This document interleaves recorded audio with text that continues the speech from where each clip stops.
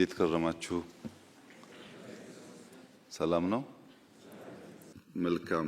በቅርቡ ከተለያየ የማህበረሰብ ክፍል ጋር በጋራ የምናደርገው ውይይት ስለሚበተን ሰብሰብ ብሎ ዋና ዋና ሴክተሮች ያላቸውን ኮንሰርን ብናዳምጥ ለሚቀጥለው ዓመት እቅድ ግብዓት ብናደርግ ብለን በወሰነው መሰረት ከታች ጀምሮ ውይይት ስታደርጉ ቆይታችኋል። ውይይታችን በጣም ፍሬያማ እንዲሆን የትምህርት ሴክተርን፣ መምህራንን፣ ተማሪዎችን፣ የትምህርት ማህበረሰብን፣ ፖሊሲን ጨምሮ የሚመለከቱ ጉዳዮች ዋናውን ላይን ሼር ቢወስዱ ሌሎች ጉዳዮች አይነሱ ለማለት ሳይሆን ፎከስ ሆነን በትምህርት ጉዳይ ብንወያይ ደግሞ የትምህርት ጉዳይ ብዙ ነገር ይነካል። ወደ 30 ሚሊዮን የሚጠጋ ማህበረሰብ ስላለ ውይይቱ ፍሬያማ መሆን አለበት። የመምህራን ውይይት ደግሞ ለሌሎች ውይይቶችም አርያ መሆን አለበት። በዚህ ስፕሪት ነፃ ሆናችሁ ግን አጭር ፕሪሳይስ ኮስችን እንደምትሉት ማለት ነው የሚገባ ያልተደጋገመ እና ዋናውን ጉዳይ ሚስ እንዳናደርግ የሚያደርግ ውይይት እንዲሆን አስቀድሜ ላሳስብ ወዳለሁ።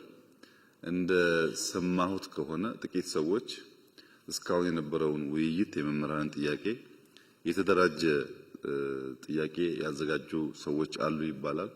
ቅድሚያ እነሱን እንስማና እነሱ ያጎደሉት ነገር ካለ በትክክል ያልገለጹት ጉዳይ ደግሞ ካለ እናንተ ታክላላችሁ። ይሄ ውይይት ግን እዚህ አዳራሽ ያለን ሰዎች ብቻ አይደለም።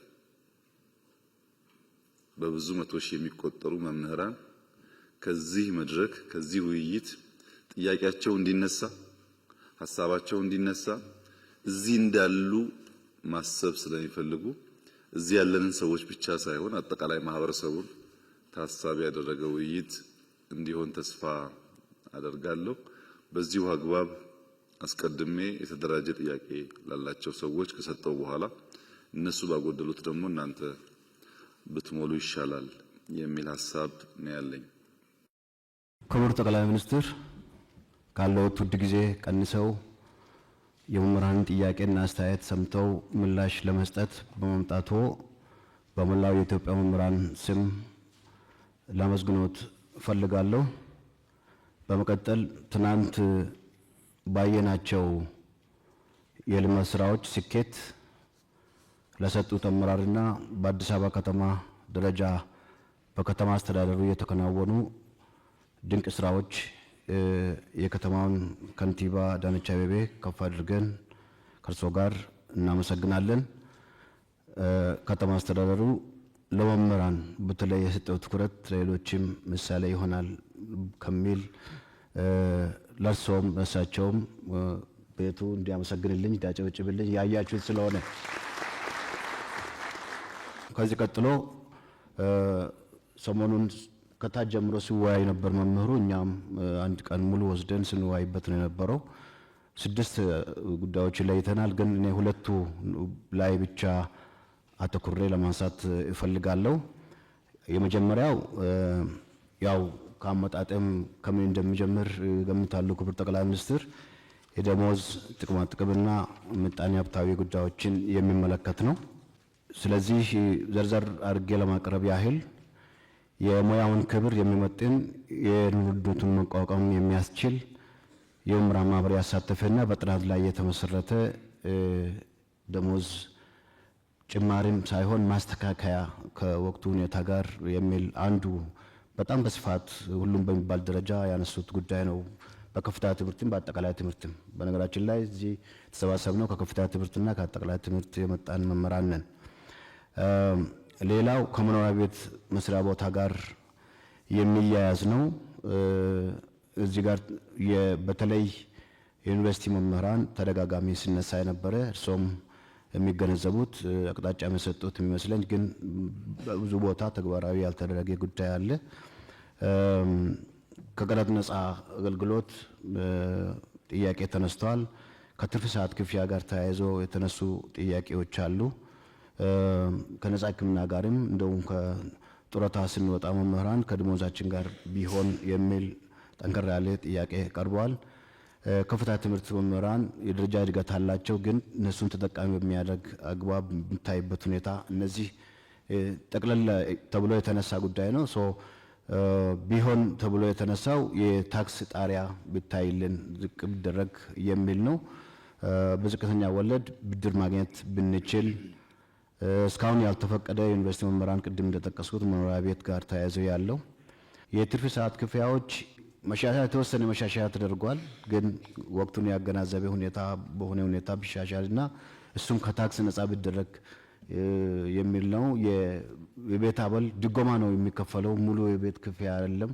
ከዛች ድጎማም ቀረጥ ትቀነሳለችና እሷም ብትነሳ የሚል ጠንከር ያለ ሀሳብ ቀርቧል። በአጠቃላይ በሁሉም ደረጃ የጎንዮሽ እርከን ጭማሪ ከቅድመ መደበኛ እስከ አጠቃላይ ትምህርት እንደምናውቀው የጎንዮሽ እርከን ጭማሪ ሰንጠረዥ ሲወጣ ሁለት ዓመት ብሎ ይሄዳል። ግን ምንም ወደ ጎንዮሽ ከቆመ ወደ 10 ምናምን ዓመት ሆኖታል ከ94 ዓመት ወዲህ።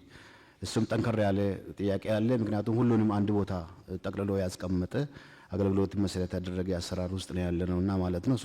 የመምህራን ማትጊያ ስርዓት ፓኬጅ እንዲዘጋጅ በጥናት ላይ የተመሰረተ ለማለት ያህል ነው። ሴክተራችን ብዙ ጊዜ ከሲቪል ሰርቪስ መመሪያ ጋር አዋጆች፣ ደንቦች ጋር ስለሚታይ የሚመጡ ጥያቄዎችን መመለስ አልተቻለም። የመምህርነትን ሙያ ልዩ ባህሪ እንደጠቀሱት ሰፊው ማህበረሰብ ክፍል 1/3ኛውን ነው የሚይዘው የትምህርት ሴክተሩ። ያን ያገናዘበ የራሱ ከሲቪል ሰርቪስ ኮሚሽን ወጥቶ የራሱ የመምህራን ኮሚሽን ቲቸር ሰርቪስ ኮሚሽን እንዲቋቋም ይሄ እንደዚህ ዓመት ሆኖታል ጥያቄው ቀረበውና እሱ ቢታይልን ነው አንዱ። ሌላው በዚህ ስር ያነሳ ነው የመምህራን ልጆች ከትምህርት ቤት ክፍያ ነፃ የሚለው ነው። አንድ ሰው ሰርቪስ ከሚሰጥበት ተቋም ለሰርቪስ ክፍያ ማድረግ የለበትም። ስለዚህ ከመደበኛ ጀምሮ እስከ ዩኒቨርሲቲ ድረስ የመምህራን ልጆች ከትምህርት ቤት ክፍያ ወይም ከኮስት ሼሪንግ ነፃ የሚሆኑበት ሁኔታ ቢታይልን የሚል በጣም በስፋት ተነስተዋል። ሁለተኛ የማነሳው ከትምህርት ግብዓትና መሰረተ ልማት ጉዳዮች ጋር የተያያዘውን ነው። የትምህርት ግብዓትና መሰረተ ልማት እንደሚታወቀው እኛ የትምህርት መርጃ መሳሪያ ብለን የምናነሳቸው ለትምህርት ጥራት መሻሻል ከፍተኛ ሚና ይጫወታሉ። ስለዚህ ከፍተኛ ትኩረት ይሻል። ሁላችንም እንደምናውቀው በእርሶ አነሳሽነት የትምህርት ለትውልድ ንቅናቄን መሰረት አድርጎ ከፍተኛ በቢሊዮን የሚቆጠር ንቅናቄ ተደርጓል። ይሄ የተጀመረው ጥሩ ጅምር ከማዕከል ጀምሮ እስከ ትምህርት ቤት በተጠናከረ ባልተቆራረጠ ሁኔታ እንዲቀጥል በእኛም በኩል የጎ ፐብሊክ ፈንድ ኤጁኬሽን የሚል ካምፔን ዓለም አቀፍ ካምፔን አለ። እሱን ጎን ለጎን እያስከነው ነው። ይሄ ተጠናክሮ እንዲቀጥል ለማንሳት ነው። የትምህርት ግብዓት ሲሟላ የአካል ጉዳተኞች ያው በጣም ትኩረት አለ። ሞዴል የሆኑ ትምህርት ቤቶች ተገንብተዋል። በተለይ አዲስ አበባ ላይ በቅርቡ ሲመረቅ አይተናል። ባለፈው እርሶም የመረቁት እና የብሬል እነሱን ታሳቢ ያደረገ ግንባታዎች አሁንም መሻሻያዎች ቢኖሩም ክፍተቶች አሉ። የምልክት ቋንቋ እነዚህን ከግንዛቤ ያስገባ እሱም ቢታይ ግብዓት ከማሟላት አኳያ ለማለት ነው። ከአትራፊ ድርጅቶች እና ኢንቨስተሮች በብዙ ሀገሮች እንደተለመደው ለትምህርት ፈንድ ያደርጋሉ፣ ይሰጣሉ። ኢንቨስተሮች እዚህ ሀገር ለትምህርት መክፈል አለባቸው። ታክስ ሊሆን ይችላል። የሆነ መመሪያ ጠንከር ያለ ነገር ቢወጣ ፍላጎት አለን። ምክንያቱም ፋይናንስ በጨመረ ቁጥር ጥራትን ለማሻሻል በጣም ጠቃሚ መሆኑን ሁሉም ስለሚገነዘብ ማለት ነው። ዘርፉን በቴክኖሎጂ መደገፍ ያው ጊዜው በጣም ቴክኖሎጂ ጋር ታይቷል። ትናንትም ጎብኝተናል የአንድ መሶብ አገልግሎት። እዛ ላይ አንድ ጥሩ ነገር ያየነው የቴክኖሎጂ ኮምፒውተር መክፈት የማይችሉ ታላላቅ ሰዎች በእድሜ የገፉ ሊኖሩ ይችላሉ። እነሱም ጭምር ለማስተናገድ ስርዓት የዘረጋ ነው። በነገራችን ላይ እሱ ጥሩ ነው። ግን ደግሞ ወደፊት እና አሁን ቴክኖሎጂ በጣም አስፈላጊ የሆነ የመጣ ስለሆነ መሰረተ ልማቱ ዝርጋታ በጣም ያስፈልጋል። መብራት በተለያዩ ገጠሪቱ አካባቢዎች ያው ህዳሴ ግድብ መብራት እየመጣ ነው። ሁሉም እያንዳንዱ ቤት ይገባል ብለን እናስባለን። ግን ደግሞ ዛሬ እንፈልጋለን ተማሪዎች በዛ እንዲያጠኑ፣ መምህራን አክሰሲብል እንዲሆን ኮምፒውተሮች፣ ታብሌቶች፣ ኢንተርኔት እነዚህ አክሰሰሪዎች ሁሉ በደንብ በትኩረት እንዲታይ ነው የተሰራ መሆኑን እንገነዘባለን። ግን በጣም አሁንም ትኩረት ይሻል። በመጨረሻ በዚህ ዘርፍ ማነሳው ከትምህርት ቤቶችም ግንባታና ማስፋፋት ጋር በተያያዘ ነው። የትምህርት እድገትና ልማት ወሳኝነትን የሚመጥን በጀት እንዲመደብ ነው የምንፈልገው። በቀዳሚ እመቤት የተገነቡ 30 ሁለተኛ ደረጃ ትምህርት ቤቶች ቀላል አይደሉም። 30 ሺህ የመጀመሪያ ቅድመ መደበኛ ትምህርት ቤቶች ግንባታ፣ የአንደኛ ደረጃ እና ቅድመ መደበኛ ተማሪዎች የሚገባ በጣም የሚያበረታቱ ጥሩ ነገሮች አሉ። እሱ እንዳለ ሆኖ አሁንም ግን በተለይ በገጠር አካባቢ የእንስሳትን ከብቶች ተከትሎ የሚሄዱ ህጻናት አሉ። እነሱን ተደራሽ የሚያደርግ የትምህርት አቅርቦት አሁንም ትኩረት ተደርጎ ቢሰራበት ለማለት ፈልጋለሁ። ስለተሰጠኝ እድል ከልብ አመሰግናለሁ። ክቡር ጠቅላይ ሚኒስትር ሊያወያዩን ስለወደዱ ትውልድ ለመቅረጽ በሚወጡ በሚወርዱ መምህራን መላ መምህራን ስም ላመሰግኖ እወዳለሁ። ምስጋና ብታቀርቡልኝ ደስ ይለኛል። የምንወያየው በአንድ በኩል የጠፋን ስልጣኔና ትውልድ ያስገኛልና ተግታችሁ ተማሩ፣ በሌላ በኩል ደግሞ ስጡኝና የሀገራችንን ገጽታ በአንድ ምዕተ ዓመት ልለውጠው ስለተባለለት ትምህርት ነው። ስለዚህ ታላቅ ጉዳይ ያሉኝን ሀሳቦች በሁለት አንኳር ነጥቦች ላይ ተመርኩሼ ለማቅረብ እወዳለሁ። እንግዲህ የሙያ ከበረ የሚባለው በብዙ መንገድ ቢሆንም ቅሉ አንደኛው እና ዋነኛው ግን የሙያውን ፋይዳ በሚመጥን አግባብ በሀገር ደረጃ በደማቅ ሁኔታ ማክበር ነው። እንግዲህ መምህርነት ሁሉንም ሙያዎች የሚወልድ ከሆነ የሁሉም ሙያዎች አባት ከሆነ ከሁሉም ሙያዎች በላይ ደምቆ ክብር ሊያገኝ ይገባዋል ብለን እናምናለን። ሌሎችም ሙያዎች ክብር ማግኘት እንዳለባቸው ብናውቅም ቅሉ ስለዚህ ይህን በሀገር ደረጃ በብሔራዊ ደረጃ ከፍሎ የሚከበር ደማቅ ቀን ቢኖረው የሚል ነው። ወደ ሁለተኛው አንኳር ነጥቤ ሲሄድ የዋጋ ግሽበትንና የኑሮ ውድነትን ይመለከታል። እንግዲህ የዋጋ ግሽበትና የኑሮ ውድነቱ በአጠቃላይ የመንግስት ሰራተኛውን በአመዛኙ መምህራንን እጅግ በጣም እያንገላታ እንዳለ የአደባባይ ሀቅ ነው። ስለዚህ እዚህም ጋር ትኩረት ተሰጥቶ እንዲሰራ መምህራን እንፈልጋለን ማለት ነው። እዚሁ ጉዳይ ላይ ሳልወጣ የስራ ዕድል ፈጠራን የሚመለከት ነጥብም ልጨምር። እንግዲህ መምህራን ከታች ጀምረን የምናስተምራቸው ተማሪዎቻችን የስራ ዕድል እንዲያገኙ እንፈልጋለን። ሶስቱን የስራ ዕድል ለመፍጠር ደግሞ በተለይ የስራ ባህልን ለማሻሻልና በፕሮጀክቶች አፈጻጸም ላይ እየተደረገ ያለውን ጥረት ከፍ ለማድረግ የስራ ባህል ለውጥ እንቅስቃሴ ሀገራዊ ጉዳይ ማድረግ ተገቢ እንደሆነ እናምናለን። በዚህም ስራ ላይ መምህራን ሚናቸው ከፍተኛ ስለሆነ ታምኖ የስራው አካል እንዲሆኑ በተለይ የስነ ጽፈቱ አካል እንዲሆኑ ቢደረግ ለማለት ነው። በሌላ በኩል ፍትሃዊ የሀብት ክፍፍልን ማጠናከር አማራጭ የሌለው መፍትሄ እንደሆነም እናምናለን። ስለዚህ በሀገር ደረጃ ፍትሃዊ የሀብት ክፍፍል እንዲኖር በዛ የሀብት ክፍፍል ሂደትም መምህራን በስራቸው ልክ በተሰጣቸው ተልዕኮ ልክ እና በሚወጡት ኃላፊነት ልክ የሀብት ክፍፍሉ ተጠቃሚ እንዲሆኑ ማድረግ ቢቻል ነው። እዚሁ ጋር ሌላኛው ጉዳይ የጦርነት አዙሪትን በተመለከተ ነው። እንግዲህ ሀገራችን ኢትዮጵያ ከጦርነት አዙሪት እንድትወጣ ፍላጎቶችን ወይም ጥያቄዎችን በሰለጠነ መንገድ በፖለቲካዊ ውይይትና ድርድር መፍታት እንዳለብን ተደጋጋሚ ጥያቄዎች ይነሳሉ፣ እንሰማለን፣ በመገናኛ ብዙሃን እንሰማለን፣ እኛም እንናገራለን።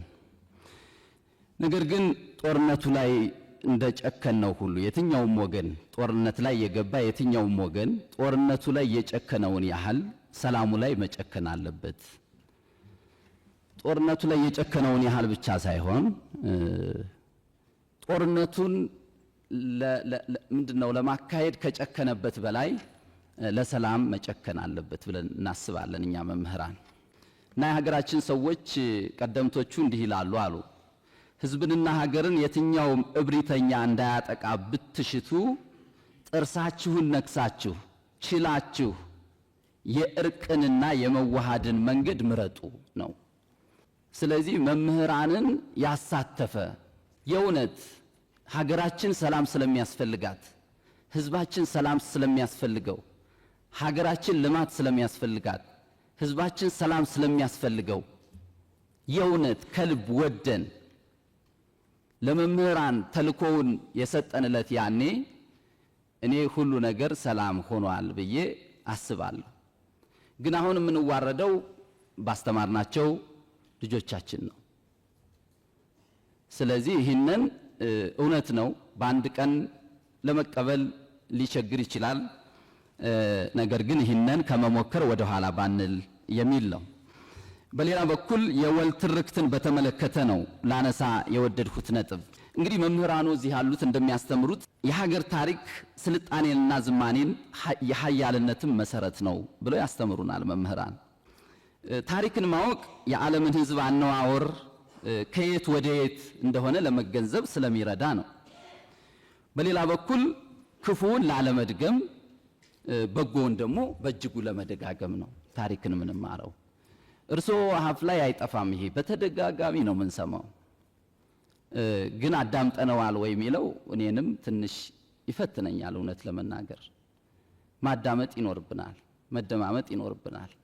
ስለዚህ ዜጎች ስራ ስራ ስራ፣ ኢንቨስትመንት ኢንቨስትመንት ኢንቨስትመንት፣ ትምህርት ትምህርት ትምህርት ትምህርት እንዲሉ የሚያስችል መሆን አለበት። ያ የወል ትርክት ሀገራቸውን የሚያፈቅሩ ሀገራቸውን የሚወዱ ልክ እርስዎ በተደጋጋሚ እንደሚሉት ለሀገራቸው የሚዋደቁ እርስ በርስ የሚዋደቁ ሳይሆን፣ እርስ በርስ የሚጠፋፉ ሳይሆን፣ እርስ በርስ የሚፈራረጁ ሳይሆን ሀገራቸውን የሚጠብቁ ሀገራቸውን የሚያለቡ አርበኞች እንዲሆኑ ማድረግ የሚችል በሆነ መልኩ መጻፍ ይኖርበታል ማለት ነው። በአመዛኙም ለዚህ መጠፋፋት ለዚህ መገፋፋት ያዳረገን ዘረኝነት፣ ጎሰኝነትና አክራሪነት ስለሆነ ድባቅ በሚመታ መልኩ መጻፍ አለበት። እውነት ነው። ያ ዘረኝነት ዝም ብሎ አልመጣም፣ ተዘርቶ ነው። ያ ጎሰኝነት ዝም ብሎ አልመጣም፣ ተዘርቶ ነው። ያ አክራሪነት ዝም ብሎ አልመጣም፣ ተዘርቶ ነው። ያ ዘር ግን መምከን አለበት። የሚመክነው ደግሞ በዛ ችለን በምናደርገው የወል ትርክት ነው ብለን እኛ መምህራን እናምናለን ማለት ነው። ይህን ካልኩ ዘንዳ እንግዲህ ከአንኳር ጉዳይ ላይ የመጨረሻ ማደርገው ብሔራዊ ጥቅምን ነው። ስለዚህ ብሔራዊ ጥቅምን በተመለከተ የውስጥና የውጭ ዲፕሎማሲን ብሔራዊ ጥቅምን በሚያረጋግጥ አኳኋን የተጀመረውን ስራ በማጠናከር የትውልዱን የባህር በር ጥያቄ የቀጠናውን ዘላቂ ሰላም በሚያስጠብቅ መልኩ መረጃና ማስረጃን መሰረት ባደረገ ዲፕሎማሲ ላይ አተኩሮ መመለስ ቢቻል። በአጠቃላይ መንግስቱ ለመምህራን ለሰጠው ክብር እና የመፍትሄው አካል እንድንሆን ይህን የውይይት ጉባኤ ስለከፈቱልን ከልብ አመሰግናለሁ። ክብረት ይስጥልን። የኢፌዴሪ ጠቅላይ ሚኒስትር ክቡር ዶክተር አብይ አህመድ ከኢትዮጵያ መምህራን ምክክር በኋላ በፌዴራል መንግስት የሚመለሱ ጥያቄዎችን ምላሽ ለመስጠት ከፊታችን ስለተገኙ እናመሰግናለን። እኔም ማነሳቸው ጥያቄዎች በሁለት መሰረታዊ ጉዳይ ነው። አንደኛው ማህበራዊ ጉዳዮች ላይ፣ ሁለተኛ የመልካም አስተዳደር ጉዳዮች ላይ ነው። እነሱን ጥር አድርጌ ለማቅረብ ሞክራለሁ። የተለያዩ ሀገራዊ ፖሊሲዎች ሲቀረጹ የመምህራን ተሳትፎ ማነስ፣ ሰላምና የመምህራን የሥራ ቦታ ደህንነት አለመኖር፣ ቀጥሎ በመምህራን ስም የሚቋቋም ባንክና ሆስፒታል አለመኖር፣ የመምህራን ባንክ መቋቋም፣ የግንባታ ድጋፍ መደረግ ቢችል የሚሉ ጥያቄዎች።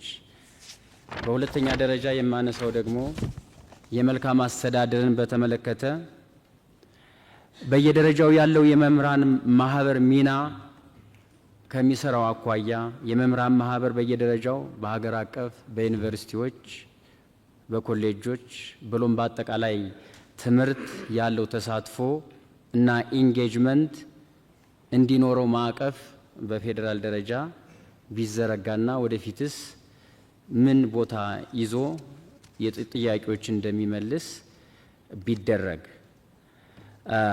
ቀጥሎ ያለ መምህራን ፍቃድ ለልዩ ልዩ ልማት ተግባራት መዋጮ ከደሞዝ መቆረጥ።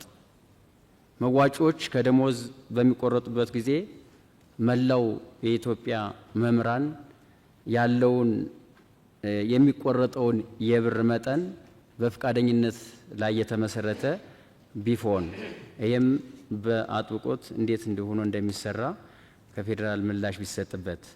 ሌላው በደሞዝ ማነስና በጥቅማ ጥቅም አለመከበር ምክንያት መምህራን ከስራ ገበታቸው መልቀቅ፣ የደሞዝ ማሻሻያው በሰፊው መምህራን ላይ ያላተኮረ መሆን፣ ጥቅማ ጥቅሞች ሙሉ በሙሉ መምህሩ ላይ ስላልተተገበሩ ቢተገበሩ። የመጨረሻው የሚጠየቁ ጥያቄዎች ወቅታዊ ምላሽ ቢሰጣቸው።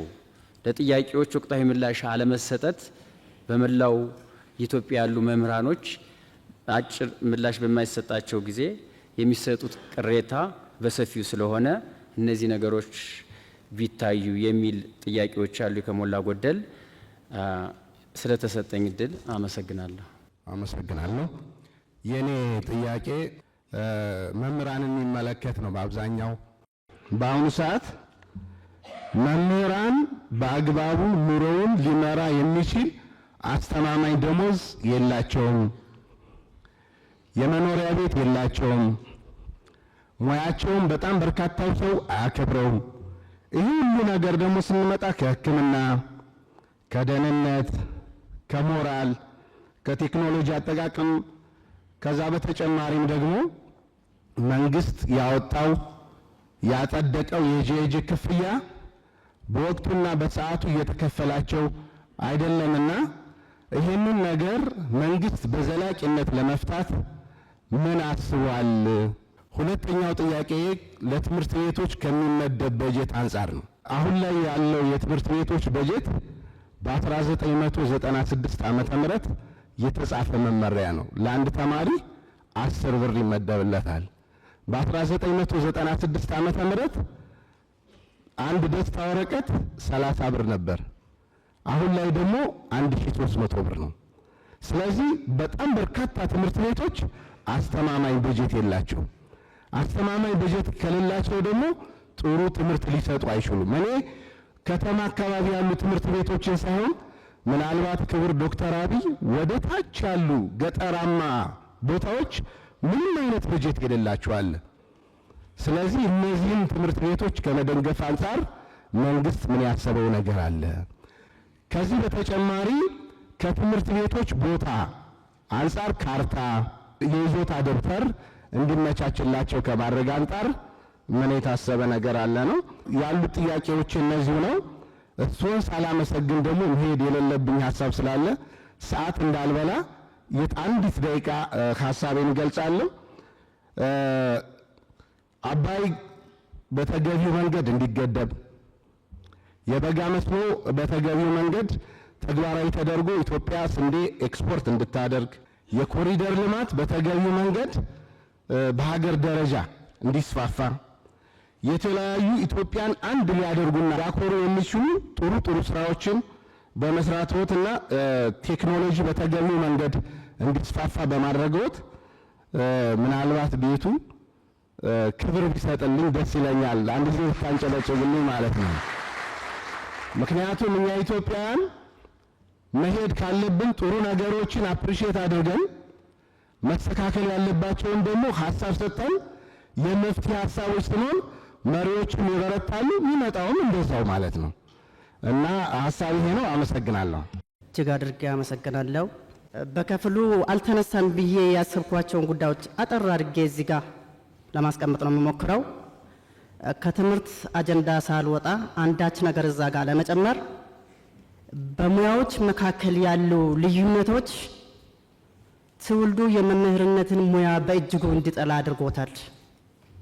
አንድ የሁለተኛ ወይንም የሶስተኛ ዲግሪ ያለው መምህር ያለው ክብርና አንድ በሌላ ሴክተር ላይ የመጀመሪያ ዲግሪ ያለው ሰው የሚሰጠው ክብር እኩል አይደለም። ክፍያም እኩል አይደለም። በተለይ ክፍያም በተመለከተ ሌላኛው ደግሞ በመሰረተ ልማቶች አካባቢ ትናንት ተዘዋውረን በአዲስ አበባ መስተዳድር አካባቢ ያየናቸው ደስ ብሎናል። በእውነት እኔ እንደራሴ ኢትዮጵያ ውስጥ ያለውም አልመሰለኝም። በእውነቱ እጅጉን ለመናገር የእግር ጉዞ አድርገን ነበር ተዘዋውረን ስናይ ነበረው። አንዳች ድካም ባልተሰማን ለምን ያልቃል የሚል ስሜት ሁሉ ነበረ ጉብኝቱ። ይህ ደግሞ አዲስ አበባ የጋራ ቤታችን በመሆኗ የጋራ ቤታችን ደግሞ በዚህ ልክ እየለማ በሆኑ እጅግ በጣም ደስታን ዘርቶልናል። እግዚአብሔር ይስጥልን። መሪያችንን እግዚአብሔር ይጠብቅልን። ከእግዚአብሔር የተሰጠ መሪ ነው ብዬ እንደራሴ ወስጄዋለሁ። ሌላኛው ደግሞ በመሰረተ ልማቶች ጉዳይ ላይ እዚህ እስከመጣን ዘንዳ የራሳችንን ጉዳይ ብቻ አንስተን ከምንሄድ የምንኖረውን ከማህበረሰቡ ጋር ተቀላቅለን ስለሆነ መሰረታዊ ልማቶች አካባቢ ላይ በአዲስ አበባ በሚለማው ልክ ክልሎች ላይ ክልል አካባቢ ያሉ ማህበረሰቦች ግንዛቤ ያላቸው ግንዛቤ በጣም ዝቅተኛ ነው። በዚህ ተዋረድ በየደረጃው ያሉ አመራሮች ከላይ ቢያዙልን። እውነተኛ አሁን ባለንበት አካባቢ ላይ ሆነን ስናይ እነዚህ አዲስ አበባ ላይ የሚደረጉ መሰረተ ልማቶች እንዴት በፈጠነ ሁኔታ መሄድ አለባቸው? አመራሮቹስ የበጀት አጠቃቀማቸውን እንዴት ማስተካከል አለባቸው? ማህበረሰብን እንዴት አነቃቅተው ነው? ሰውስ በገጠሩና በየክልሉ አካባቢ ያሉ ሰዎች የሥራ ባህላቸውን እንዴት ነው መቀየር የሚችሉት?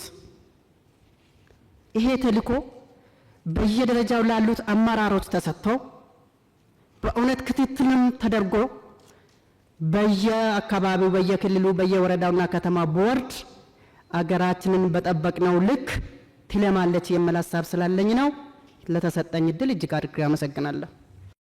እሺ፣ አመሰግናለሁ ክቡር ጠቅላይ ሚኒስትር ለሰጡን እድልና ጊዜዎትን መስዋዕትነት አድርገው ችግሮቻችንን ለማዳመጥ እዚሁ ስለተገኙ እናመሰግናለን። እኔ ብዙ ነገር ተነስቷል። ነገር ግን ትላንትና በተለያየ ቦታ በአዲስ አበባ ዙሪያ ተመልክተን ስናይ ትልልቅ ፕሮጀክቶች በጣም ባጭርና ውጤታማ በመልኩ ተሰርተው አይተናል። ነገር ግን ከዚህ ውስጥ አንዱን ደግሞ በተለይ በከፍተኛ ትምህርት ተቋም ላይ የኑሮ ውድነቱን ከማስተካከል ወይንም የደሞዝ ማስተካከያ ከመደረጉ በፊት እስኪደረግ እንኳን ባለው ጊዜ ውስጥ እነዚህን ችግሮች ይቀርፋሉ ብዬ ከማስበው አንዱ የሸማቾች ማህበር በአዲስ አበባ ላይ በተለያዩ ቦታዎች ተቀምጠዋል። እነዚህ የሸማቾች ማህበር በጣም በዝቅተኛ ዋጋ ኢቭን አርሶ አደሩ አምርቶ በሚያቀርበው ዋጋ ለተጠቃሚው ሲደርስ አይተናልና ይህንን ነገር ምናልባት በከፍተኛ ትምህርት ተቋም ደረጃ ባሉ መምህራኖች የኑሮ ውድነቱን ከመቋቋም ወይም ኢንፍሌሽኑን ከመቆጣጠር አንጻር ወደዛ አቅርቦት ከክልል መንግስታት ጋር በመነጋገር አቅርቦት ማድረግ ይቻል ይሆን ወይ ነው የመጀመሪያ ጥያቄ። የሁለተኛ ጥያቄ ያው መንግስት እንደ መንግስት ትምህርትን ከጥራት ጋር አስተሳስሮ ትልቅ ስራ እየሰራ እንደሆነ ይታወቃል። ከዚህ ጋር ምናልባት ብዙ ጊዜ እንደ ጥቃቅን ተደርገው የሚነሱ ነገር ግን ከበጀት ጋር ተያያዥነት ያላቸው የትምህርት ጥራትን ከሚያስጠብቁ ግብዓቶች ጋር ጥያቄ ይነሳል። በአንድም ቢሆን በሌላ ዩኒቨርሲቲዎች ለትምህርት ሚኒስቴርም በተለያየ አጋጣሚ ይጠይቃሉ። ነገር ግን ለትምህርት ዘርፉ እንዳጠቃላይ ጥራትን ሊያስጠብቅ በሚችል ደረጃ በቂ የሆነ በጀት መመደብ ይቻል ይሆን ወይ? ይሄ ነው። ሌላኛው ከሶስተኛ ደረጃ ምሳሌ ሀገር እንደ ሀገር የያዘችው እንግዲህ ሌጋሲ ከማስጠበቅ አንጻርና ትላንትና ያየናቸውን እጅግ በጣም ሰፊ ፕሮጀክቶችን አልቀው ለልማት እንዲውሉ የተደረጉትን ከክልሎች ጋር በመነጋገር ምክንያቱም ብዙ ጊዜ እኛ ልማቶችን ስናይ ወደ ክልል አካባቢ ሲኬድ ከፌዴራል መንግስት ኃላፊ መጣ ሲባል ከተማው በጣም ያሸበርቃል። የተጀመሩ ስራዎች የኮሪደር ምን በላቸው ሌሎች በጣም ሲሰሩ እናያለን። በማግስቱ ግን ሲቆሙ ነው የምናየው። ይሄ ማለት ቀጣይነት ያለው ልማት ለማምጣት ስለሚያስቸግር እንደ አዲስ አበባ ሁሉም በመላ ሀገሪቱ ያሉት የልማት አውታሮች ኃላፊነትን ተቀብለው የሚሰሩ ከቀበሌ እስከ ክልል አመራር ይህን ነገር እውነት በእናንተ ልክ ተረድተውታል ወይ? ለሀገር የሚያመጣውን ኢኮኖሚ በአጭር ጊዜ ውስጥ ይህንን ችግር ይፈታል በሚል ደረጃ ተረድተውታል ወይ በሚል ጥያቄ ስለሚያስነሳ እነዚህ ነገሮች ፈጣን በሆነ 24/7 በሚል ትላንትና ሲገለጽልን የነበረዋልና በጣም ደስ የሚል ይሄን አክል ኮሚትድ ሆነው እየሰሩ ነው ወይ? ምናልባት ህዝቡን ጫጫታ የሚያስነሱ ነገሮች ስላሉ ነው። የኮሪደር ልማቱ እናንተ ባላችሁ ልክ ተረድተውታል ወይ? በዛ ልክ አብረው ጠንክረው እንዲሰሩ ከእናንተ ልክ እንትኑ ቢኖራቸው ብዬ ነው። አመሰግናለሁ። ስለተሰጠኝ እድል አመሰግናለሁ። ሊያናገሩን ፈቃደኛ ስለሆኑ በጣም እናከብራለን። ከዛ በመቀጠል በዩኒቨርሲቲ ደረጃ ከቦንጋ ዩኒቨርሲቲ ነው የመጣውኝ። በዛ ደረጃ ያለው ከዩኒቨርሲቲ ደረጃ ያሉ ነገሮች ትንሽ የላንሳና በተለይ ከቦርድ ጋር የተያዙ ነገሮችን እናቅርብ። ቦርድ ዩኒቨርሲቲውን አያውቀውም። ለምሳሌ ቦንጋ ዩኒቨርሲቲ በ7 ዓመት አንድ ቀን ቦርድ አነጋግሮት አያውቅም መምህሩን። ያ ኃላፊነት የለውም ወይ ማለት ተባብሮ ለመስራት እስከሆነ የትምህርትን ጥራት ለማምጣት እስከሆነ ድረስ ለምን እንደዚህ አይነት ነገሮች አይሰሩም? እንደዚህ አይነት ነገሮች መስተካከል አለባቸው። ሌላ ደግሞ ከባጀት አመዳደብ 60 25 15 መባሉ አሉ። ከምርምር ጋር ከአካዳሚክ ጋር የተያዙ ነገሮች ዩኒቨርሲቲ ውስጥ በጣም እየቀሩ የመጡበት ሁኔታ አለ። ጠቅላላ ዩኒቨርሲቲዎች ወደ ፕሮጀክት ወደ ህንፃ ወደ ተለያዩ ነገሮች እየመጡ ያሉበት ሁኔታ ስላለ እሱ ነገር ቢስተካከል። አመሰግናለሁ። ለተሰጠኝ እድል በጣም ላመሰግኖት እፈልጋለሁ። ጊዜ ለመጠቀም ቀጥታ ወደ ጥያቄ መግባት እፈልጋለሁ። ከለውጡ ጋር በተገናኘ በግሪጎሪያን ካላንደር በ2018 ኤጁኬሽን ሮድ ማፕ በ2023 ጠቅላላ የስርዓተ ትምህርት ለውጥ መደረጉን እናውቃለን። ሆኖም ግን ይህ ስርዓት ለውጥ ለሀገር በቀል ቋንቋዎች ትክክለኛ ትኩረት የሰጠ አይመስለኝም። ይህንን በመረጃ ለማስደገፍ የኛ ልጆች ከ9ኛ እስከ 11ኛ በሳምንት አንድ ቀን ብቻ ይማራሉ፣ ኦሮምኛና አማርኛ። እንግዲህ በአንጻራዊ መልኩ እነዚህ ሁለቱ ቋንቋዎች በጣም በሚሊዮን የሚቆጠሩ ተናጋሪዎች እንዳሉ ይታወቃል። በሳምንት 40 ደቂቃ ብቻ መማር እንዴት ይታያል? እንደገና 12ኛ ላይ 2 ቀን ብቻ ይማሩና ይባስ ተብሎ 12ኛ ላይ ማትሪክ ላይ አይመጡም። የዚህ ኢምፕሊኬሽን የዚህ ስፒል ኦቨር በወላጅ በመምህራን በተማሪዎች ዘንድ እንዴት ይታያል? ሁለተኛ ጥያቄ ከለውጡ ጋር በተገናኘ ለሁለተኛ ደረጃ መምህራን ስልጠና የተሰጠው ትኩረት ብዥታን የሚዘራ ነው። ይህ ማለት በኢህአዴግ ጊዜ ቢኢዲ ባችለር ኦፍ ኤጁኬሽን ነበር። በማል ቴሶ የሚባል ፕሮግራም መጣና ቴሶ ቲቸር ኤጁኬሽን ሲስተም ኦቨርኦል ማለት ነው፣ ፓራዳይም ሺፍት። ለ6 ዓመታት በሱ ከተሰራ በኋላ ፒጂዲቲ መጣ። ቴሶ ቤዚካሊ ኢንቲግሬትድ ነው። ሳብጀክት ማተር ፕላስ ፔዳጎጂካል ትሬኒንግ ኢንቲግሬት አድርጎ ነው የሚሰለጥኑት። ከጊዜ በኋላ ምን ሀሳብ መጣ?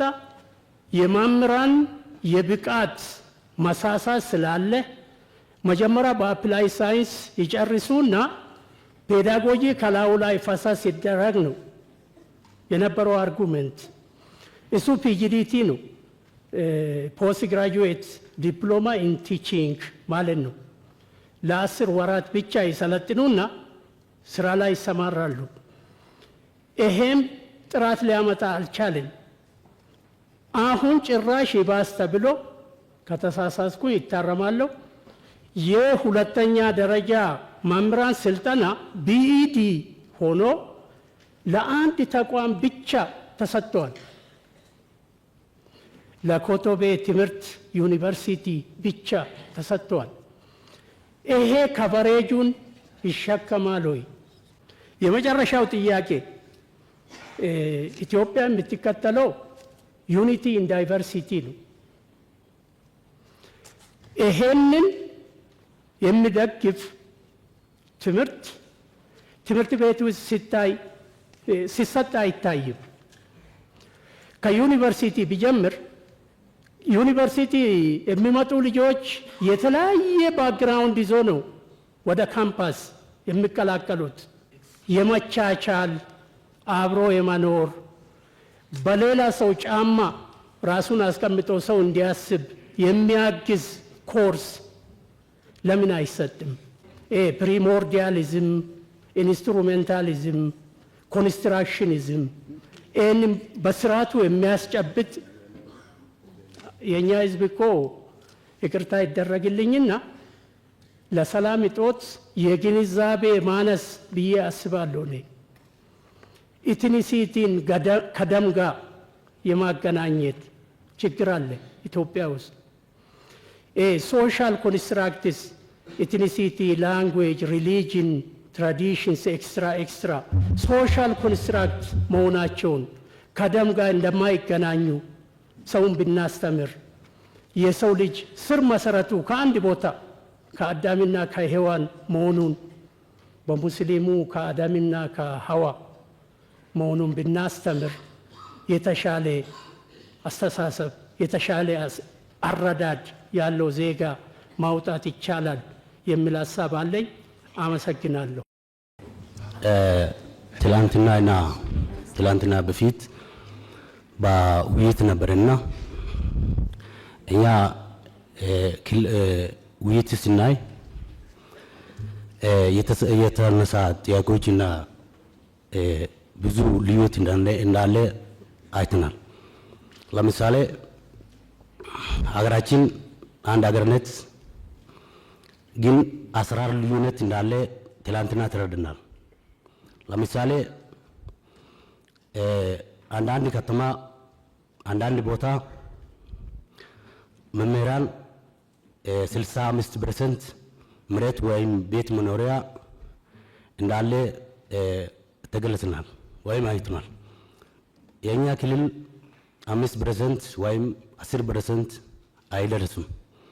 ስለዚህ አሁን እኩል ፖሊስ ሆኖ ወደ ታች መውረድ አለበት ብዬ አምናልና እናመሰግናለን። አመሰግናለሁኝ ክቡር ጠቅላይ ሚኒስትር። አልተነሱም ብዬ የማስባቸው ጥያቄዎችን ለማንሳት እሞክራለሁኝ። በሰሜን ጦርነት ከፍተኛ ቁጥር ያላቸው ትምህርት ቤቶች ወድመዋል። እንደ አፋር ከ300 በላይ ትምህርት ቤቶች እንደወደሙ የቁጥር መረጃው እርግጠኛ ባልሆነም መረጃዎች አሉ። እነዛ ትምህርት ቤቶችን መልሶ የመጠገንም ሆነ የመገንባት ስራዎች ላይ ጅማሮች አሉ። አሁንም 5 ህዳር ላይ ይሁን ክቡር የትምህርት ሚኒስትር በተገኙበት ሰመራ ላይ በነበረው ጉባኤ ላይ 5 ትምህርት ቤቶች ለክልሉ ተሰጥቶ እየተገነቡ እንደሆነ ተነስቶ ነበረ። እነዚህ ትምህርት ቤቶች ግን ማለቅ በነበረባቸው ጊዜ አላለቁም። ይሄም የክልሉ ችግር እንደሆነ እናምናለን።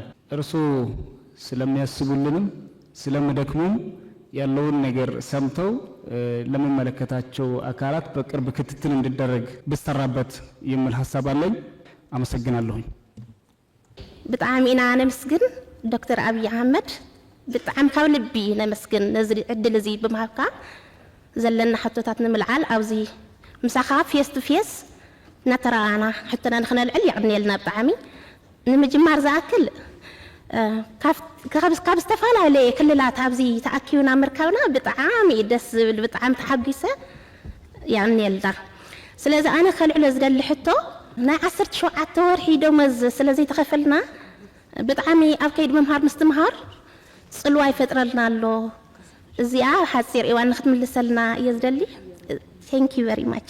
በርከት ያሉ ጉዳዮች ተነስተዋል።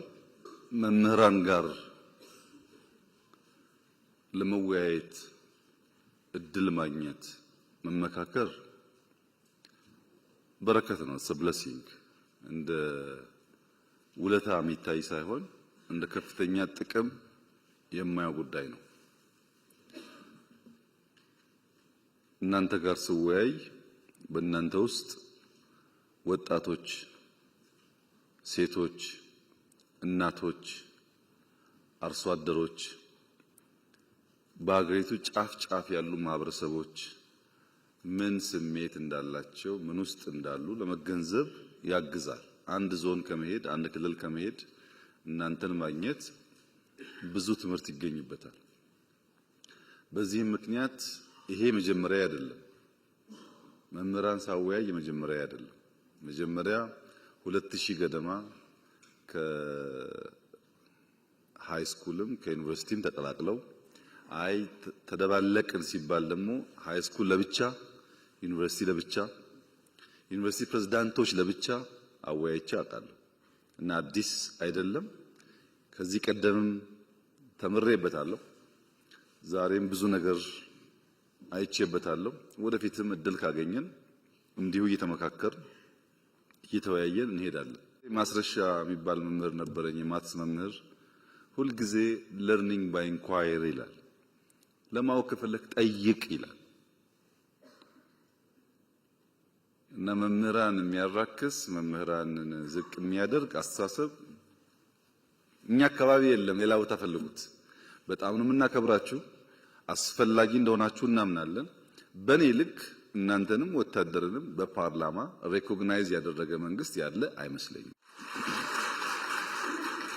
ያን የማደርግበት ምክንያት ከልቤ ስለማምንበት ነው። መምህራን ሚናቸው ከፍተኛ ነው ብዬ ስለማምን እና አሁንም ውይይት የመጣችሁት ለይስሙላ አይደለም። እያንዳንዷ ፖይንት ተለቅማ እንዴት አድርገን እንደምንሰራባት ለማየት ነው። የሰው ልጅ ፍላጎት እኮ አይሞላም። ደሞዝ ቢጨመር ቤት ቢሰራ ሰው ነን። ፍላጎታችን እያደገ ነው የሚሄደው። ከዘመን ጋር ለማደግ መጓጓትም ተገቢ ነገር ነው። ትናንትና 100 ብር ነውና አሁንም 100 ብር አይባልም። ማንኛውም የሰው ልጅ ህይወት እየተቀየረ ይሄዳል። ለዚህ ነው ፋክት ላይ ባላንስ እያደረጉ መሄድ ኢምፖርታንት የሚሆነው። በደንብ ስለምትደመጡ ከናንተ ጋር ፖለቲካሊ ባያዝ ወይም በሆነ ሰፈር ባያዝ ሳትሆኑ እውነተኛ ጉዳይ ካላመጣችሁ በቀር ያሳስታል። ፓርላማ ሲሆን ይገባኛል፣ አላየሁም አልሰማውም ብሎ ቢከስ ሰው ይገባኛል። ለፌስቡክ ሲናገሩ ሰዎች ይገባኛል። የእናንተ ግን እንደዛ አልመሰለኝም እና ትንሽ ሚዛን እየጠበቁ መነጋገር ጠቃሚ ይሆናል። የእናንተ ሐሳቦች በርካታዎቹ ለፖሊሲ ግብአት ስለሚሆኑ የመጀመሪያው ሐሳቤ ያለንበትን ዘመን መረዳት ማወቅ ያስፈልጋል።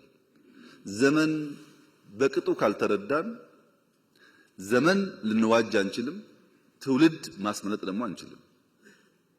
ምን ውስጥ ነው ያለነው? የኛ አያቶች የነበሩበት ዓለም የራሱ ዓለም ነው፣ ይክፋም ይልማም። የኛ አባቶች የነበሩበት ዓለም የራሱ ዓለም ነው፣ ይክፋም ይልማም። የኛ ዓለም ሌላ ዓለም ነው። ምን ውስጥ ነው ያለነው?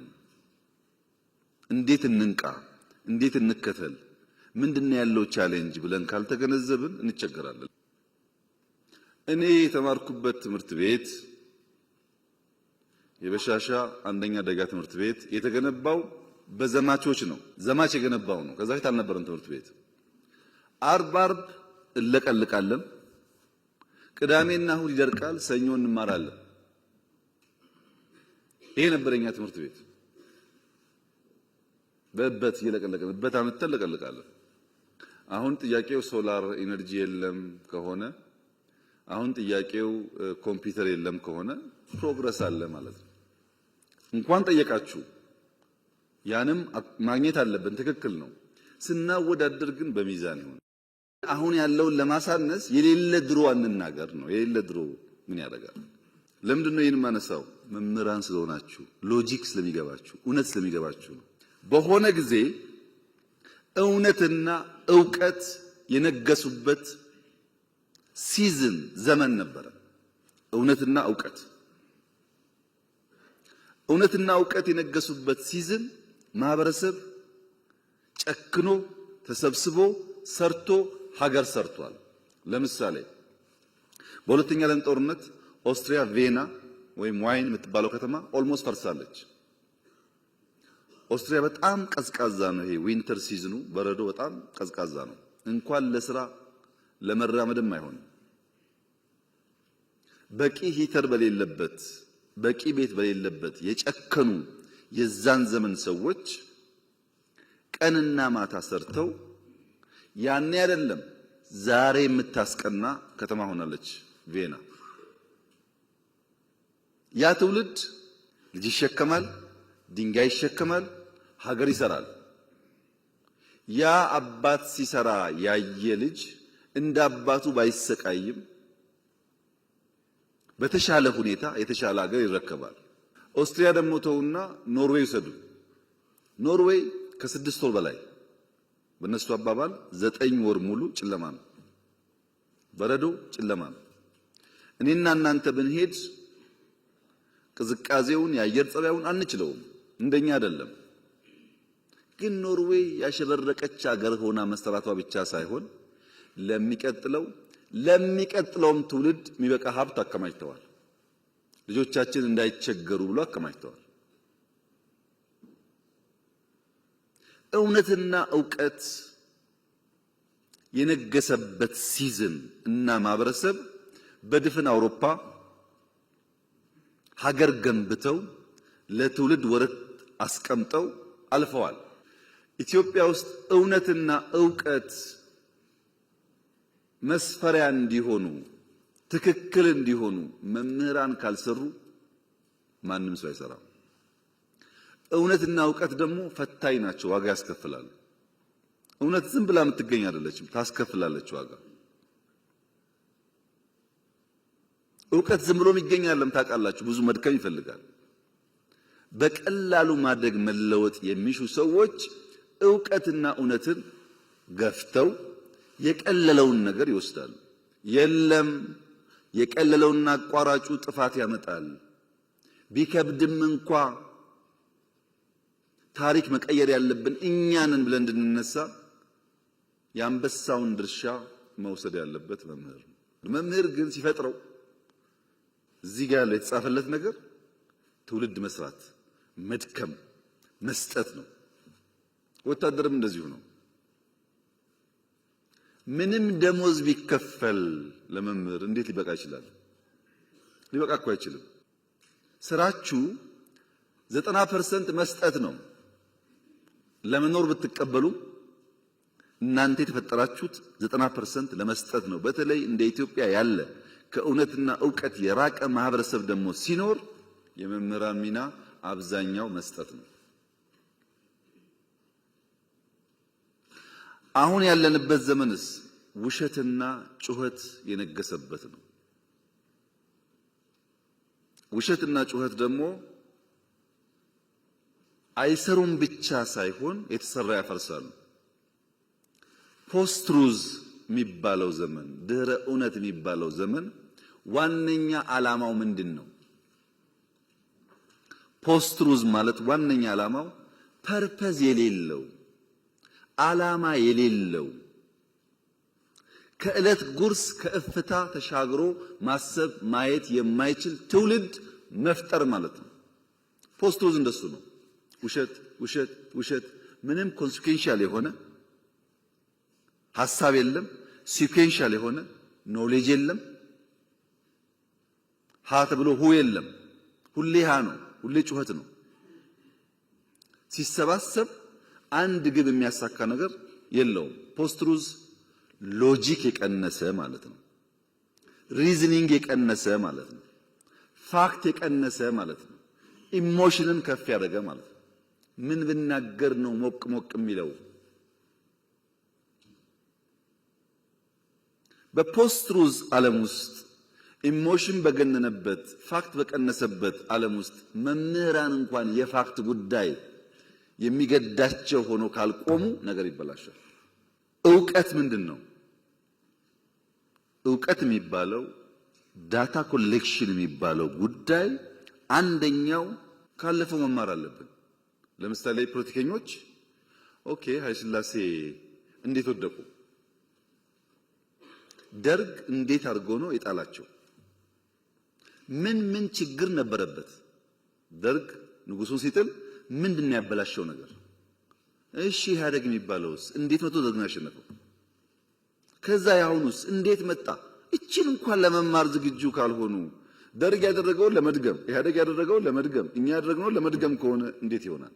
ከታሪክ መማር ማለት ትናንት ያለፈውን ነገር በወጉ ባያስ ሳይሆኑ ጀጅመንታል ሳይሆኑ መፈተሽ ማለት ነው።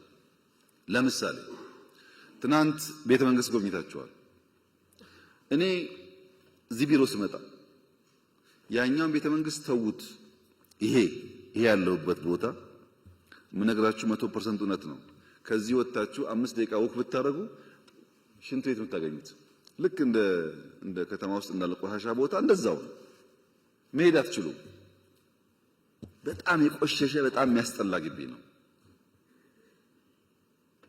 ይሄንን ከሰራን በኋላ እንደምታውቁት ይሄንን ግቢ የሰራነው ለምነን ነው። ከምንም የታዝነቲንግ ቱዱ ከመንግስት በጀት ጋር እዚህ ግን 1 ሚሊዮን ሰው ነው በአመት የጎበኘው ዩኒቲ ፓርክ። ብር አገኘን፣ በእኛ ብር ፈረንሳዮች አገዙን፣ ፕራይቬት ሴክተር ጨመርንና ታች ደግሞ ሄደን ገነባን። ምን ገነባን? ታች ቪዲዮ አይታችሁ ከሆነ መድገም አያስፈልግም። ሰው የጠላት ገንዘብ እንኳን ቢሆን እንደዛ አድርጎ አይጥልም። እንኳን የራሱን የሀገሩን ታሪክ ተውና የጠላት እንኳን ቢሆን ከማረከ በኋላ ወልወል አድርጎ ይጠቀምበታል። ይሄ ግን የኛ ሀብት ነው። እዛ ያያችሁት ወርቅ እኮ የማንም መንግስት ወርቅ አይደለም፣ የኢትዮጵያ ወርቅ ነው። ወርቅ ይዞ የነገሰ እኮ የለም፣ ነግሶ ነው ወርቅ ያገኘው። እንዴት ሰው የራሱን ታሪክና ሀብት አቆሽሾ ይጥላል? ትክክል አይደለም። እዛ ታሪክ ውስጥ የማይመች ጉዳይ ሊኖር ይችላል፣ እንማርበታለን። ታሪክ ነው፣ አንቀይረውም። ፋሲልን ተመልከቱ። ከተሰራ 390 ዓመት ገደማ ነው። በ390 ዓመት ጊዜ ውስጥ ጣሊያን ሲመጣ መጥቶ አፍርሶት ነበር። የተወሰነ ቦታ አፍርሷል። እንዴት ለ100 ዓመት ያንን ነገር ሳንጠግን ኖርን ብሎ መጠየቅ ሲገባው እንጠግነው ሲባል አትንኩት ነው ያለው። አሁን አይታችኋል ለውጡን። ከዛ የመጣችሁ እንደምታውቁት በየትኛው መመዘኛ እንኳን ለኢትዮጵያ ለአፍሪካም ቢሆን የሚያኮራ ነገር ነው። ምንም መጥፎ ነገር የለበት። መጠበቅ ግን አለበት፣ መጠበቅ አለበት። እያንዳንዱ ታሪክ ቦታ ላሊበላም ይሁን ፋሲልም ይሁን ጀጎልም ይሁን አባጅፋርም ይሁን አላላኬላም ይሁን እዚህ ያሉ ፓላሶችም ይሁኑ ይሰሩ ይጠገኑና ለትውልድ ይለፉ ያለበት ምክንያት እያንዳንዱ ውስጥ ዕውቀትና ትምህርት አለ። ሁለተኛው ዕውቀትና እውነት የሚፈልጉት ያለንበትን አውድ መገንዘብ ነው። ዘረኝነት፣ ሰፈርተኝነት፣ መንደሬነት የተንሰራፋበት ብቻ ሳይሆን እንደ ካንሰር ሴል ነው ራሱን በራሱ እያዋለደ የሚሄደው። ባይዘወይ ሰዎች ዘረኝነት ሲባል ይሄ የኦሮሞ አማራ ወይም ጉራጌ ወላይታ ይመስላችኋል? እንደዛ አይደለም፣ እንደዛ አይደለም። ዘረኝነት ማለት በኦሮሚያ ብትወስዱት ጅማ፣ አርሲ፣ ወለጋ የሚባል በሽታ አለ። ወለጋ ብትሄዱ ሆሮ፣ ቄለም የሚባል በሽታ አለ። ከወለጋ የመጡ ያውቁታል። ጅማ ብትሄዱ ከጌራ ከምናምን ከሊሙ የሚባል በሽታ አለ። አያልቅም። እዛም ጌራ ከተገባ በኋላም አለው። ሰው አስተሳሰቡ አመለካከቱ እየጠበበ የሰውን ክብርና ቫልዩ እያወረደ የሰው ክብርና ቫልዩ ደግሞ ሲወርድ እኔም ወርዳለሁ ብሎ የማያስብ መሆኑ። አንተ ዝቅ እያረክ አንተ እያዋረድክ ልትከብር አትችልም። ግድ የለም ሰብሰብ ብለን ቋንቋ ይለያያል፣ እውነት ነው። ፍላጎት ይለያያል፣ እውነት ነው። ጾታ ይለያያል፣ እውነት ነው። ጂኦግራፊያችን ይለያያል፣ እውነት ነው። እነዚህን ተቀብለን ደግሞ አንድ የሚያደርገን በርካታ ቫልዩስ ስላሉ በእነሱ ጥላ ስር አብረን ሀገርን እንስራ፣ ኤግዚስት እናድርግ። አሁን ያለው ዘመን ሰርቫይቫል በራሱ ከባድ ችግር ስለሆነ መሰብሰብ ያስፈልጋል ብሎ ማመን አለበት ሰው። ሶስተኛው ጉዳይ ግን ታሪክን ማወቅ አሁን ያለውን ችግር መገንዘብ ብቻ ሳይሆን መጪውን ዘመንም በተወሰነ ደረጃ መገንዘብና ለዛ መዘጋጀት ያስፈልጋል። ለምሳሌ ሳይንስ ሙዚየም ያያችሁት አርቲፊሻል ኢንተለጀንሱም ኤሮዳይናሚክሱም ስፔስ ላይ ያያችሁት አውሮፕላን ላይ ያያችሁት ገና የዛሬ 20 30 ዓመት ዓለም ይጠቀምባቸው ቴክኖሎጂዎች እኮ እዛ ውስጥ አሉ። ለምሳሌ ኤርባስ ገና በ2050 ነው አየር ላይ የሚውለው። እኔና እናንተ አልታደልንም። ልጆቻችን ግን እሱን እያዩ ማደግ አለባቸው። ብርቅ መሆን የለበትም። ትናንት ያያችሁት አብዛኛው ነገር እዚህ አካባቢ ያለው ሂስቶሪካል ነገሩ ጫካን ጨምሮ በበጀት የሚሰራ ስራ አይደለም። ለምን ገረማችሁ? እንደና እንደናንተ የተሰባበረ ሀገር የወሰዱ ሰዎች እኮ ወርቃቸውን አውጥተው የትዳር ቀለበታቸውን ሰጥተው ጸጉራቸውን ቆርጠው ሽጠው ለሀገሬ ልማቱ ይዋል ብለው እኮ የገነቡ ሀገራት ታውቃላችሁ። ታሪክ ከእናንተ በላይ ማን ያውቃል? አሉ እኮ ሀገራት በቃ ድህነት ልመና ይበቃናል፣ ያለንን ሰጥተን ተክተን ልጆቻችን ከልመና ይውጡ ያሉ እኮ አሉ። መወሰን አለብን። የተረከብነው ሀገር ዕዳ፣ ድህነት፣ ችግር የተከፋፈለ ነው። እሱን ደጋግመን ብናወራ ውጤት የለውም። ከዚያ ለመውጣት የሚያስችል አቅጣጫ፣ ቪዥን እና ትጋት ያስፈልገናል። ያለንን ሰጥተን እንኳን ልጆቻችን አሁን እናንተ ካላችሁበት ላይፍ ሻል ያለ ከኖሩ ጥሩ ነገር ነው። መደገም የለበትም። የኛ ችግር መደገም የለበትም። ችግርን እያየን በመካድ ሳይሆን በመጋፈጥ፣ በመሸሽ ሳይሆን በመጋፈጥ ተቸግረንም ቢሆን እቺን ሀገር ካለችበት አረንቋ ልናወጣ እንችላለን የሚል እምነት መምህራን ካልያዙ ማን ነው የሚይዘው? ጉዳዩ ማን ይይዛል? በዚህ እሳቤ ነው ያለንበት ዓለም ዕውቀትና እውነት ተገፍተው ውሸትና ጩኸት በርትቶ አንድ ቀን አገልግሎ የማያውቁ ሰዎች፣ አንድ ቀን ለፍቶ የማያውቁ ሰዎች እንዳሻቸው የሚፈነጩበት ዓለም የተፈጠረው እኮ የት ሰርተሃል ብሎ የሚጠይቅ ሰው ጠፍቶ ነው። ምን ሰጥተሃል አንተ? ምን አገለገልክ? ካንተ ምን እንማር ብሎ በምክንያት አርጊው የሚያደርግ ሰው ጠፍቶ እኮ ነው። በዚያ ስፕሪት ማየት ካልቻላችሁ የኛ ውይይት ፍሬ የሚኖረው ውሃ የሚቋጥር አይሆንም። ምክንያቱም በጣም በርካታ ጉዳይ አንስታችኋል። ይሄ እናንተ ጉዳይ በአመት በሁለት አመት 3 አመት በ5 አመት አንዳንዱ ከዛም በላይ ጊዜ ሊፈጅ ይችላል። እኔ ከእናንተ ጋር ስብሰባ ሳይሆን ፈልገው የቤተሰብ የልብ ውይይት ነው። ያለውንም ችግር እንድታቁት፣ ያለውን እድል እንድታቁት፣ እዛም ላይ ሰፖርት እንድታደርጉና ለልጆቻችን የተሻለ ሀገር እንድንሰራ ነው። ይሄንን እንደ መግቢያ ካነሳው በኋላ ጥያቄዎቻችሁን በሶስት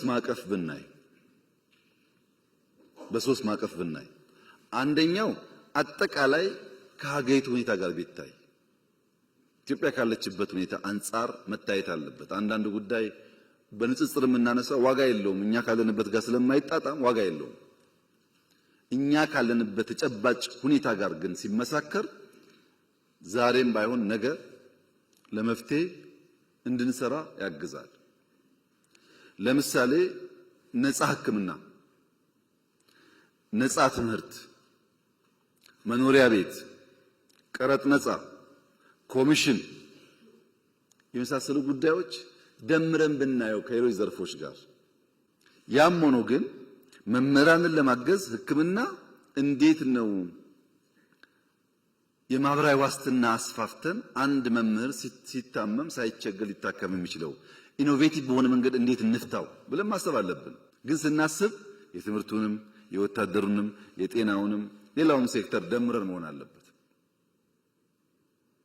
አሁን ቀረጥ ነፃ ከደሞዝ ግብር ቢቀነስ አላችሁ፣ መኪና ነፃ ቢገባ አላችሁ፣ ከዛ ደግሞ ደሞዝ ቢጨመር አላችሁ። አብሮ እኮ አይሄድም። መምህር መኖር አቅቶታል አላችሁ፣ ከውጭ ሀገር መኪና ቢያስገባ አላችሁ። አብሮ አይሄድም። ይሄ መኖር ያቃተው እንዴት ያስገባል መኪና? እውነታቸውን መኖር ተቸግረዋል ብዬ እንዳላስብ መኪና እንድናስገባ ደግሞ ዲዩቲ ፍሪ ፈቀድልን አላችሁ። 10 ሰውም ሊሆን ይችላል ያ ሰውዬ። ስንነጋገር ግን በወልን ነው ጉዳዩን። እኔ በህይወት እያለው መምህራን 70-80% መኪናቸውን ነድተው ሃይ ስኩል በር ላይ አቆሞ ሲያስተምሩ ከማየት በላይ ለኔ ደስታ የለም። ይሄን ለማየት ብታደር ከምንም በላይ የሚፈልገው ጉዳይ ነው። ይሄን ለማድረግ ግን ምን እየሰራን እንደሆነ ውስጡን አነሳላችሁና እነዚያ ጉዳይ ሲመለሱ ነው ምላሽ እያገኘ የሚሄደው። ትናንትና ወዲያ ገደማ ነጋዴዎች ጋር ውይይት ነበረኝ። ዘሆል ነጋዴ ያነሳው ልክ እናንተ ደሞዝ እንዳላችሁት ግብር ቀንስልን፣ ዘሆል እዚያ ግብር ቀንስልን፣ እዚህ ደሞዝ ጨምርልን። አንድ ሀገር ነው፣ ግብር ይሰበሰባል፣ ከሱ ይጨመራል። ካልተሰበሰበ አይጨመርም። ከየት ይመጣል? ሐሳቡ ግልጽ ነው። እነዚህን ጉዳዮች ከሌሎች ዘርፎች ጋር ደምረን ብናይ፣ በፖሊሲ በስትራቴጂ በእቅድ ብናይ ነው የሚሻለው። ፒስ ሚል በሆነ መንገድ እየተናገርን ብንሄድ ከሆነ ጊዜ በኋላ መጣችሁ ባለፈው ግብር ቀንስ ብለን ነበር፣ ነፃ ሕክምና ብለን ነበር፣ አልመለስከውም እንዳትሉኝ። የሚሻለው ይዣቸዋለሁ በማዕቀፍ እናያቸው እንደ ሀገር። ነገር ግን ደሞዝ በሚመለከት ሁለት ኢሹዎች አሉ። አንደኛው በዚህ ዓመት በያዝነው ዓመት መጠነኛ ደሞዝ እንጨምር ሲባል ምን ያክል ነው ኮስት የሚያደርገን? እንደ ሀገር ስለሆነ የሚጨመረው 70፣ 75፣ 80 በሚል በኦፕሽን ቀረበ የሚጨመረው ደሞዝ። እንደምታውቁት በስኬል ለምሳሌ እኔ 30 ሺህ የማገኝ ከሆነ 10% ሲባል በስኬል ልክ እንዲጨምር፣ ታች ያለው ደግሞ በሚያገኘው ልክ እንዲጨምር የሚል ካቢኔ ቀረበ እና ግማሹ ካቢኔ አባላት ተቃወሙ። ትክክል አይደለም፣ ችግር የሁሉ ነው። ታች ግን ይብሳል። 2000 ብር 1000 ብር እየበሉ ቤተሰብ የሚያስተዳድሩ ሰዎች ስላሉ በስመ የደሞዝ ክፍያ ሃይራርኪያል በሆነ የሚከፈለው መንገድ ከሄድን ታቹ ስለሚጎዳ ከኛ ከሚኒስትሮቹ ወይም ከፍተኛ ከተከፋይ ከሆኑት ይቀንስና ታች እናስፋዋል። ታች ዝቅተኛው የመንግስት ተከፋይ 1700 አካባቢ ነበር። 300% ጨምረን 4800 ገባ። ይሄ በሚሆንበት ሰዓት 70፣ 75፣ 80 የነበረው አጠቃላይ ሀገራዊ ጭማሬ 91 ቢሊዮን ይገባል ተባለ። ፐርሰንቴጁ ስላደገ ይሁን ይግባ። ታች ያለው ከሚራብ ላይ ያለው ይቆያል። ለሁሉም ብናደርግ ጥሩ ነበር። ለሁሉም ካልቻልን ግን ሞር የተጎዳውን ብንደግፍ ይሻላል ነው ሐሳቡ የነበረው። ይሄን የሚጠላ መምህር ያለ አይመስለኝም። ይሄ ተከፋይ ነው። የማይከፈላቸው ደግሞ አሉ፣ ደሞዝ የማይከፈላቸው። ለምሳሌ አርሶ አደር አለ፣ መድኃኒት አለ፣ ሴፍቲኔት አለ። 340 350 ቢሊዮን ብር ኢትዮጵያ ደጉማለች በዚህ ዓመት። በአንድ በኩል ደሞዝ፣ በሌላ በኩል ነዳጅ፣ ማዳበሪያ፣ መድኃኒት፣ ሴፍቲኔት ድጎማዎች ደግሞ 350 ቢሊዮን ወስደዋል። ያን እንዳለ ወስደን ደሞዝ ብናደርገው እናንተ ደስ ይላችኋል፣ አርሶ አደር ይከፋዋል። አርሶ አደር ከከፋው ግን ዋጋ የለውም፣ የእናንተን ገደል ገባ ማለት ነው። እንዳለ ወስደን ለኛ ሰራተኞች ብንከፍል ደሞዝ ከፍ ይላል። ግን በታክሲ ምክንያት የሚሰቃዩ ሰዎች አሉ። ነዳጅ ካልደጎምን መንቀሳቀስ የማይችሉ ሰዎች አሉ። ምን አለ ታዳኛ 91 ቢሊዮን ለኛ ሰራተኞች፣ 300 ደግሞ ለመላው የኢትዮጵያ። እዛ ውስጥ እነሱም ይጠቀማሉ። የሕክምና መድኃኒት ሰብሲዳይዝ ሲደረግ ለእናንተም ለኔም ጭምር ነው የሚደረገው። ነዳጅ ሲደረግ ለኔም ለእናንተም ይደረጋል። ማዳበሪያ ሲደረግ ለኔም ለእናንተም ይደረጋው። በቀጥታ ባንቆጥረውም በተዘዋዋሪ ማለት ነው። ጥያቄያችሁ ግን አንደኛ ሌጂቲሜት ነው፣ ሁለተኛ ደግሞ ብዙዎቻችሁ የምታነሱት ለፖለቲካ ለቅንጦት ሳይሆን የሰርቫይቫል ጉዳይ አድርጋችሁ ነው። አጣጥመን ለመሄድ ማክሲመም እንሰራለን። ደሞዛውን ብንጨምር ለምሳሌ ለመምህራን ስፔሻል አድርገን 30-40% ብንጨምር አሁን ከሚያገኘው ብለን ብንጨምር ችግሩ ይፈታል ወይ? አይፈታም። የእናንተ ችግር በደሞዝ ጭማሪ ብቻ የሚመለስ ጉዳይ አይደለም። ሰውየው አንድ ቁና ገብስ ይዞ ሙያተኛ ጋር ይሄዳል። ሙያተኛ ጋር ሄድና ይኸውልህ አንድ ቁና ገብስ አለኝ፣ ከዚህ ውስጥ ለዳቦ፣ ለገንፎ እህል፣ ለቆሎ፣ ለጠላ እህል ስለምፈልግ ይሄንን በዚያ መልክ አስተናርተህ ስጠኝ ይለዋል። አንድ ቁና ነው። ዳቦ አለ፣ ቆሎ አለ፣ የገንፎ እህል አለ፣ የጠላ እህል አለ። ፍላጎቱ ብዙ ነው እና ሙያተኛው ወይ ፍላጎትህን ቀንስ ወይ ገብሱን ጨምር አለው። ያለኝ ይሄ ነው እንዴት አድርጌ ልጨምር ሲለው ሁለት ምርጫ አለ። አንደኛው ምርጫ አሁን ያለ አንድ ቁና ስለሆነ ለዳቦ ብቻ ወይም ለገንፎ ብቻ ላዘጋጅልህ። የለም የዳቦም የገንፎም ፈልጋለሁ ካክ ደግሞ አትብላ። አሁን ያዘውና ዘንድሮ ዝራውና በሚቀጥለው 5-6 ቁና ሲሆንልህ ያኔ ይዘውና አለው ይባላል። እናንተ ግን እንደ አዋቂ እንደ ልባም ሰው ማሰብ ያለባችሁ ጉዳይ ገበታ ላይ ያለው 3 እንጀራ ከሆነ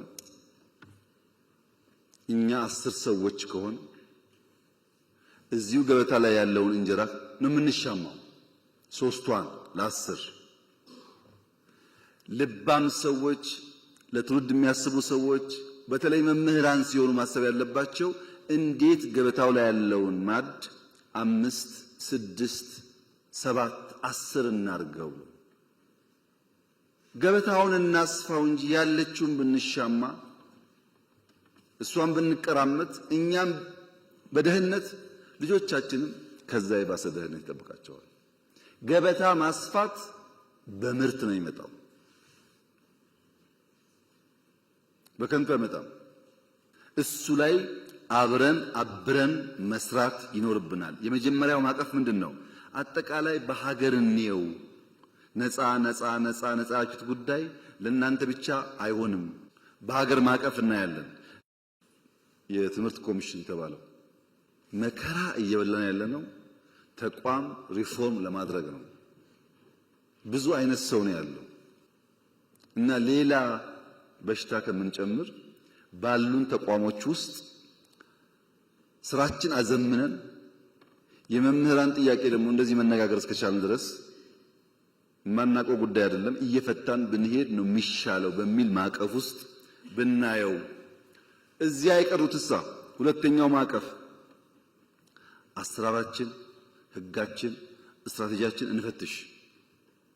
ትናንት በነበረን እውቀት በነበረን አንደርስታንዲንግ የሰራናቸው ጉዳዮች ያጎደሉት ጉዳይ ካለ እንፈትሽ። ለምሳሌ ከፖሊሲ ጋር አያይዞ ወንድም ያነሳቸው ጉዳዮች ባለፈው ታስታውሱ ከሆነ አማርኛ እንደ ሰብጀክት ለማትሪክ ይቀርብ ነበር። ታውቃላችሁ፣ ይሄ ለአማርኛ ቋንቋ ተናጋሪዎች የሚያዳላ ነው፣ ሌሎች ከአማርኛ ውጭ ቋንቋ የሚናገሩ ሰዎች ተጎድተዋል ተብሎ ነው የቀረው። ጭቅጭቆ የነበረው እንደዛ ነው። አሁን ደግሞ ኦሮምኛና አማርኛ ነው። ማትሪክ ብናስገባ ወላይታ ተጎዳው አይልም ወይ? ትግራዋይ ተጎዳው አይልም ወይ? ሶማሌ አይልም ወይ? አፋር አይልም ወይ? ሁሉንስ እንችላለን ወይ? እንዴት ስናጣጥመው ማሰብ ይፈልጋል። ምክንያቱም ለሁሉ አክሽን ከሌላው ግን ጥያቄ አለ። አሁን በቅንነት ነው ወንድም ያነሳው፣ ገብቶኛል፣ ምንም ችግር የለበት፣ ማሳቡ ጥሩ ነው። ይሄን ግን ይሁን ብንል እዚሁ ጋር ደግሞ ያለው ሶማሌ ወንድማችን እኛስ ይላል። ወደዛ እየገባን ስንሄድ ዳይቨርሲፋይድ ቋንቋ ስላለን ያዋጣናል ወይ? አንድ ቋንቋዎቹ ደግሞ እንዳይሞቱና አገር በቀል ቋንቋዎች እያደጉ ደግሞ እንዲሄዱ እንዴት እንስራበት? የሱን ኮንሰርን ለመመለስ ይሄ መፈተሽ ይፈልጋል። ዝም ብዬ አውትራይት የምናገረው ጉዳይ አይደለም። በደንብ ማየት አለብን። ከመምህራን ሙያ ብቃት ጋር፣ ስልጠና ጋር፣ ከትምህርት ፍኖተ ካርታችን ጋር፣ ስትራቴጂያችን ጋር ያነሳቸው ጉዳዮች ፍተሻ ይፈልጋሉ። መዋጮ እናንተ ሳታቁ ከደሞዛችሁ በቀጥታ የሚቆረጥ ከሆነ ስህተት ሳይሆን ወንጀል ነው። ትክክል አይደለም። እናንተን ሳያማክሩ መቁረጥ ማንም ሰው አይችልም። ደሞዝ እኮ የግል ሀብታችሁ ነው። አማክሯችሁ እናዋጣ ካላችሁ ብቻ ነው የሚደረገው። መዋጮ ግን ያስፈልጋል ወይ አያስፈልግም ያላችሁ እንደሆነ ምርጫ እናንተ ነው። ግዴታ አይደለም። እኔ በመዋጮ ነው ይሄን ግቢ የሰራሁት። ትናንት ሳይንስ ሙዚየም የሰራው በጣም አብዛኛው ነገር እንደዛ ነው። እንኳን እናንተ የውጭ ሰው እያዋጣ ስለሆነ ለምን ያለን ሪሶርስ ውስን ነው። ተሻምተን ካላመጣን በቀር ስራ እንሰራ። ወንጪ፣ ጎርጎራ፣ አላላኬላ፣ ጨበራ ምናምን የሚባለው በሙሉ መዋጮ ነው። እሱ ሁሉ ይቀራል ማለት ነው። መዋጮ ግን አምነን ፈቅደን ወደን በአቅማችን ልክ የምናደርገው እንጂ በጅምላ የሚቆረጥ መሆን የለበትም። እንፈትሻለን፣ ይህንን ጉዳይ እንፈትሻለን። የፖሊሲ ውይይት ላይ መምህራን ቢሳተፉ እንፈትሻለን። ይሄን በሚመለከታችሁ ጉዳይ ላይ ለማወያየት ዝግ ነበር ወይ እስካሁን ያለው ሁኔታ ከነበረስ እንዴት እናሻሽለው ይለው እንፈትሻለን። ግን ማወቅ ያለባችሁ ነገር ህግ አውጪ፣ ህግ ተርጓሚ፣ ህግ አስፈጻሚ የሚባል ተቋማት አሉ። እዚህ ውስጥ አትሻሙ። እናንተ ቦታችሁ እሱ አይደለም። ያን አዋጅ እኔ እጄን ሳላወጣ ጸደቀ እንዳትሉ፣ አዋጅ አጽዳቂ ባለቤት ስላለ እሱ ያጽድቅ። እኔ ግን ለምን አልወያይበትም? ለምን አልመክርበትም? ሐሳብ አለኝ ስትሉ እንፈትሽ። እንዴት እንዳርገን እንደምንችል ያን ፕላትፎርም እንደምንፈጥር እኔ አሁን ቴክኖሎጂ ስላለ ቨርቹዋሊ ማድረግ ይቻላል። ችግር አይደለም። ብዙ ሐሳቦቻችሁ ጠቃሚ ስለሚሆን አሰራራችንን ፈትሸን ህጋችንን ፈትሸን የጎደለ ካለ እየሞላን እንሂድ። ማህበራዊ ጉዳይ ላይ የትምህርት ፖሊሲ ላይ በእንደዚህ አይነት ጉዳይ መፈተሽ ያለባቸው ህጉን፣ አሰራሩን፣ ስትራቴጂውን አይተን የማይጣረሱ ጉዳዮች ከሆኑ የምናያቸው። ይሄ የሚጨምረው የትምህርት ቋንቋ ብቻ ሳይሆን ትምህርት የምንሰጥበትን መንገድም ጭምር ነው። ለምሳሌ ጃፓን እስከ 10 ዓመቱ ድረስ ተማሪ ፈተና የሚባል ነገር የለም፣ ኤክስ እና ራይት የሚባል ነገር የለም፣ ጀጅመንት የለም። መዋለ ሕጻናት ከዛ ደግሞ ቢያንስ ከ1 እስከ 4 ሲማር ፈተና ተፈትኖ ራይት ኤክስ አይደረግም። የጃፓኖች ዋነኛ ዓላማ አንድ ሰው የሚሰራበት ዋናው እድሜ ይሄ እድሜ ነው። ከዛ በኋላ ብዙ መረጃ የጨመረ ይሄዳል እንጂ ፋውንዴሽኑ እዚህ ጋር ነው ያለው። እዚህ ጋር መማር ያለበት አንደኛ ቲም ወርክ፣ ከጓደኞቹ ጋር በጋራ መስራት፣ መደማመጥ፣ መተጋገዝ፣ ተፈጥሮን ማድነቅ፣ ኃላፊነት መውሰድ ነው ማስተማር ያለብን ብለው አልጋ ያስነጥፏቸዋል።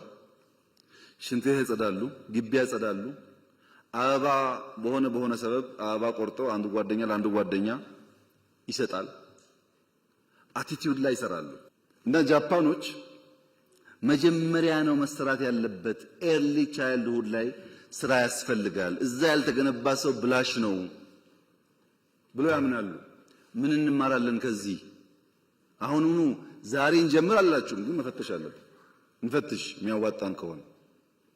እኛ ምን አደረግን? እንደተባለው ከ30 ሺህ በላይ መዋለ ሕጻናት ገንብተናል ባለፉት 5-6 ዓመታት። ከ30 ሺህ በላይ በዚያ ምክንያት መምህራን የቀጠርን ነው። ለምን? ልጆች ቤት ከሚውሉ ጓደኞቻቸው ጋር ቋንቋ እየተናገሩ ስጠኝ አትስጠኝ እየተባባሉ ለአንደኛ ክፍል ቢዘጋጁ ይሻላል። እንደዚያ ካልሆነ ውሎ አድሮ የተሻለ ብቃት ያለው ሰው አናገኝም በሚል ሂሳብ ነው። ለምሳሌ የትምህርት በጀት ቢጨምር በጀት ችግር አለ። 2-3 አንስታቸዋል። አንድ ዩኒቨርሲቲ ያለው በጀት ከራሱ ከትምህርት ሚኒስቴር ይበልጣል። ከራሱ ከትምህርት ሚኒስቴር ቢሊየንስ እኮ ነው የሚመደበው። ጓዶች አታውቁም እንዴ? ምን ያደርጋል ዩኒቨርሲቲ? ስታዲየም፣ ሆቴል፣ አጥር። ለዚህ እኮ ዩኒቨርሲቲ ይቁም ያልነው። ዩኒቨርሲቲ ማለት የኮንዶሚኒየም ግንባታ ማህበር ማለት አይደለም። ለምሳሌ ጅማ ዩኒቨርሲቲ ጤና ላይ የሚሰራ ከሆነ ይሁን ሆስፒታል ይገንባ። ሌላ ደግሞ ያለው አዳማ ዩኒቨርሲቲ ሳይንስ ላይ ከሆነ የሳይንስ ላብ ይገንባ። ፋሽን እኮ ነው ሁሉም ሆስፒታል። ፋሽን አይደለም? ይጥቀመው አይጥቀመው ሁሉ ስታዲየም፣ ሁሉ የሆነ አጥር ፓላስ ይመስል ይሄ ሁሉ ብር ይወጣበታል። እያንዳንዱ ዩኒቨርሲቲ የሚወስደው ገንዘብ ብትደምሩት የትኛውም ተቋም ኢትዮጵያ ውስጥ ያን የሚያክል በጀት የሚወስድ የለም። በተናጠል አትዩት፣ ጉዳዩን በድምር ነው ማየት ያለባችሁ። ከኛ ቋት ሲወጣ ምናሰላው በዛ መንገድ ነው። ሁለተኛ ሃይስኩል አግዙ ደግፉ የተባለው በቅንነት ለምሳሌ እንደሚያነሳው እውነቱን ነው። መታገዝ የሚፈልጉ ክልሎች አሉ። በአየር ጸባይ ምክንያት፣ በስራ ባህል ምክንያት ብዙ የማይተጉ ክልሎች አሉ። ማገዝ አለብን። ግን ደግሞ እንደሚማወቅ ያለብን ነገር ፌዴራሊዝም የሚባል ስርዓት ኢትዮጵያ ውስጥ ይኑር ያስፈልጋል ብለን ካመን ሃይስኩል ማስተዳደር የእያንዳንዱ ዞንና ክልል ስራ መሆኑን ማመን አለብን። ሃይስኩል ሲበላሽ የፌዴራል ስርዓቱ ግን ፌዴራሊዝም አብሮ አይሄድም። ይሄ ሃይስኩል መገንባት፣ የሃይስኩል መምህር መቅጠር፣ የሃይስኩል ደሞዝ መክፈል፣ የሃይስኩል መምህር ቤት ቦታ መስጠት የእያንዳንዱ ክልል ስራ ነው። ያን እንሻል ስንል ፌዴራል ስርዓቱን ስለምናፈርሰው ሌላ ደግሞ ኮንሲኩዌንስ ያመጣል ማለት ነው። እናንተ ሁሉን ስለምታውቁ እንደራኪም የእውቀት ጋን ስለሆናችሁ በዚህኛው ያለው አደጋ በዚህኛው ያለው ጠቀሜታ ለማመዛዘን አትቸገሩም። በዚያ ስፕሪት ነው ማየት ያለብን። በጀት የቀነሰ አይደለም የኛ አሰራር። ዩኒቨርሲቲ አካባቢ ያሉ ሰዎች እዚህም ካላችሁ እኔ እስካሁን ባየሁት ጥቂት ዩኒቨርሲቲ ካልሆነ በቀር አብዛኛው የሰፈር ልጅ ቀጥሮ የሰፈር ቲፎዞ አምጥቶ ፕሮጀክት ምናምን ኮሚሽን ብሎ ወንበሩን የሚያደላድል እንጂ ዩኒቨርሲቲ ግቢ እንኳን የሚያጸዳ ሰው ብዙ አላየሁም። ግቢውን ተውት አገሩን። እሱን ወደ ውስጥ መፈተሽ የሚጠቅም ይመስለኛል። ምን እያደረግኩ ነው እኔ ብሎ ማየት ጠቃሚ ይመስለኛል። ሶስተኛው ማዕቀፍ እኛና እናንተ በጋራ ብንሰራባቸው፣ በተናጠል አይደለም በጋራ ብንሰራባቸው የሚሻሉ ጉዳዮች ደግሞ አሉ። ኃላፊነት መውሰድ አለብን። ለነገ ትውልድ ኢንቨስት ማድረግ አለብን። ተስማምተን የጋራ አሳይመንት ካልሆነ በቀር በአንድ ወገን የማይሰራ አንደኛው ምን አልኩኝ እንመልሳለን፣ እንፈትሻለን። ሁለተኛው ምን አልኩኝ ከሌሎች ተቋማት ጋር ክሮስ ሴክተራል ስለሆኑ እዚያ ውስጥ እናያለን። አሁን የማነሳቸውንስ በጋራ እንሰራበታለን። ያኔ መልሱ ሙሉ እየሆነ ይመጣል። አንደኛ ትምህርት ለትውልድ መቀጠል አለበት ብላችኋል። ትክክል ነው፣ መቀጠል አለበት። ግን የኔም የእናንተም ስራ ነው፣ የፕሮፌሰር ብርሃኑም የእናንተም ስራ ነው። ለምሳሌ ብሩ ተለመነ፣ የሆነ ሪሶርስ ተገኘ፣ መጨረሻ ግን የሚሰራው እዛው ያለ ወጣት ነው። ለዛ ወጣት ያንተን ድጋፍ እንፈልጋለን። ይሄ ትምህርት ቤት ለልጆቻችን ነው፣ ለኛ ነው የሚሰራው፣ ማገዝ አለብን ብለህ ካላስተማርከው በቀር ብሩ እያለ ስራው አይሰራም ማለት ነው። ከተገነባስ በኋላ ትምህርት ቤት ሃይስኩል እዚህ ጅማ ላይ፣ ወለጋ ላይ፣ እዚህ ምዕራብ ደቡብ አካባቢ ላይ ሃይስኩል ገንብተን እንሰት መትከል፣ አቮካዶ መትከል፣ ቡና መትከል እንዴት ብርቅ ይሆናል? ዝናብ እንደው ዝም ብሎ የሚዘንበው ተማሪ እንዴት ነው በግቢ ውስጥ የማይተክለው? እንዴት ትምህርት ቤት ግቢ ውስጥ አቧራ ይታያል? ይሄን እናንተ ካላገዛችሁ ማን ያግዛል? ደግሞ ብዙዎቻችሁ እርግጠኛ ነኝ ስትማሩ አርብ ከሰዓት ግቢ ማጽዳት፣ የትምህርት ቤት ጓሮ መኮትኮት፣ የትምህርት ቤት ቡና መልቀም ስራችን ነበር አልነበረም? በቃ እሱን ማስቀጠል አለብን። ተማሪ መስራት አለበት። ያን ካልተለማመደ ሰው አይሆንም፣ ሙሉ ሰው አይሆንም። ይሄን ከናንተ ድጋፍ እንፈልጋለን። ምርታማነት አርሶ አደሩ ፕሮዳክቲቭ እንዲሆን ኢኒሼቲቮች ሲመጡ ከዚህ ይሁነኝ ብላችሁ በየከባቢያችሁ ማየት። ለምሳሌ አሁን ኮሪደር ብለን ቢሾፍቱ፣ አዳማ፣ ሻሸመኔ፣ ጅማ፣ ነቀምት ወደ ምስራቅ ያለው እንኳን ትቼ እነዚህ ሁሉ ከተሞች ይገነባል ኮሪደር። ቢሾፍቱ ላይ ከዚህ ከአዲስ አበባ መውጫ ከአቃቂ እስከ ሞጆ ያለው 26 ኪሎ ሜትር መንገድ ኦሮሚያ የሚገነባው። የኦሮሚያ ከተማ በሙሉ ቢሾፍቱ ብቻ ቢሆን ኖሮ፣ ጅማ ቢቀር፣ ነቀምቴ ቢቀር፣ ምናምን ቢቀር ኖሮ አዲስ አበባ ያየሽውን 100% ታይ ነበር እዛ። ኦሮሚያ ግን ትልቅ ነው። ብሩ ግን ውስን ነው። በዚያች ውስን ሀብት ልክ እንደ አዲስ አበባ አንድ ቦታ የሚታይ ጉዳይ ማድረግ አይችልም። ይሄን እናንተ አንደርስታንድ ማድረግ አለባችሁ። ኮሪደር ከተማ ላይ ግን ቢያንስ በትንሹ እኔ እንኳን በቅርበት እመራቸው ጅጅጋ፣ ሐረር፣ ድሬዳዋ 3 ትላልቆች አሉ። በምስራቅ ጅማ፣ ነቀምት አለ፣ ቢሾፍቱ፣ ሮቤ አለ፣ ሐዋሳ፣ አርባ ምንጭ፣ ሶዶ፣ በቅርቡ ደግሞ ያየሁት ማዕከላዊ ክልል ውስጥ ያሉ 3-4 ከተማዎች በተለይ ደግሞ የሀዲያ ዋና ከተማ አሉ እንቅስቃሴዎች። መጠናቸው ግን እንደ አዲስ አበባ መሆን አይችልም። ብሩ ትንሽ ስለሆነ እዛ የሚዋጣው ብር ውስን ነው፣ የሚሰጠው ብር ውስን ነው። ልክ እንደ አዲስ አበባ ማድረግ አይቻልም። ወደ ዋና ጉዳይ ስመጣ በቅርቡ በሃላባ፣ ከምባታ፣ ሀዲያና ስልጤ የገጠር ኮሪደር ብለን ጀምረናል። እነዚህ ስራዎች 4-5 አርሶ አደር ሶላር ሲስተም ያለው፣ ሽንት ቤት ያለው፣ ሳሎን መኝታ ቤት ያለው፣ የከብቶች ቤት ያለው፣ መጠነኛ ጓሮ እርሻ ያለው ሞዴል ለመስራት ነው። በእኛ አቅም 4 ጀመር። እዛ አካባቢ ያላችሁ ሰዎች ፎሎ አድርጋችሁ ደግፉ፣ እንዲባዛም አድርጉ። ያ ነገር መንግስት አክሮስ ዘ ካንትሪ ቤት ሊገነባ አይችልም። ታውቃላችሁ። ማሳያ ስራ ነው የሚሰራው። ባለፉት 6 ዓመታት አዲስ አበባ ላይ እዚህ አዋሬ እያፈረስን ስንገነባ ታውቃላችሁ። አሁን ደግሞ አዲስ አበባ ይበቃል ብለን በገጠር ኮሪደር አርሶ አደር ለመንካት መተናል። እሱን ማስፋት ላይ ብታግዙን፣ የጋራ ትርክት መገንባት ላይ ቅድም እንደሚያነሳው 100% ከሐሳቤ ጋር ይስማማል። የጋራ ትርክት መገንባት ላይ እንደሚያስፈልግ አውቀን ስትራቴጂ ቀይሰን እቅድ አወጥተን እየሰራንበት ነው። የእናንተ ድጋፍ ግን ያስፈልጋል። ሰው ነው፣ ሰው አትግደል፣ ወንድምህ ነው የሚል እሳቤ በየቀኑ በየትምህርት ቤት ካልተነገረ በስተቀር በሚዲያ ብቻ በቂ አይደለም። አብረን እንስራ። እሱን ምርታማነት ላይ ስንዴው፣ ቡናው፣ ሻዩ ፕሮዳክቲቪቲ እንዲያድግ አርሶ አደር ማንቃት ማስተማር ላይ አብረን እንስራ። የትምህርት ጥራት ላይ አብረን እንስራ። በመንግስት ፖሊሲ ብቻ አይመለስም።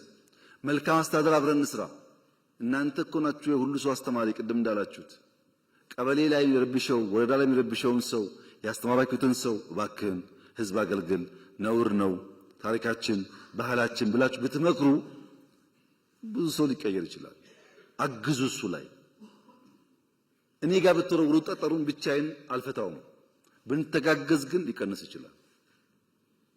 እንደነዚህ አይነት ጉዳዮች በጋራ ብንሰራ የኛን ሁኔታ ተገንዝበን ብዙ ዕዳ ያለበት ሀገር መሆን አውቀን ከኋላ ደግሞ አርፍደን ደራሽ ስለሆን ፈጥነን ቀንም ማታም ሰርተን ነገር እንቀይር ካላችሁ መተጋገዝ ይፈልጋል። አንዳንዱን እንመልስላችኋለን፣ አንዳንዱን እንፈትሻለን ፖሊሲዎቻችን። አንዳንዱን ግን በጋራ ካልሰራን በቀር በእኛ ብቻ አይመለስም። ካገዛችሁን፣ ካገዝናችሁ፣ ከተጋገዝን ግን በእርግጠኝነት ጊዜ ይወስዱ እንደሆን እንጂ እየተፈቱ ይሄዳሉ። በመንግስት በኩል እነዚህን ያደሩ ችግሮች በ5 ማዕቀፍ ውስጥ ልንፈታ ወስነናል። በ5 ማዕቀፍ ውስጥ የመጀመሪያው ኢንክሉሲቭ ናሽናል ዲያሎግ ነው።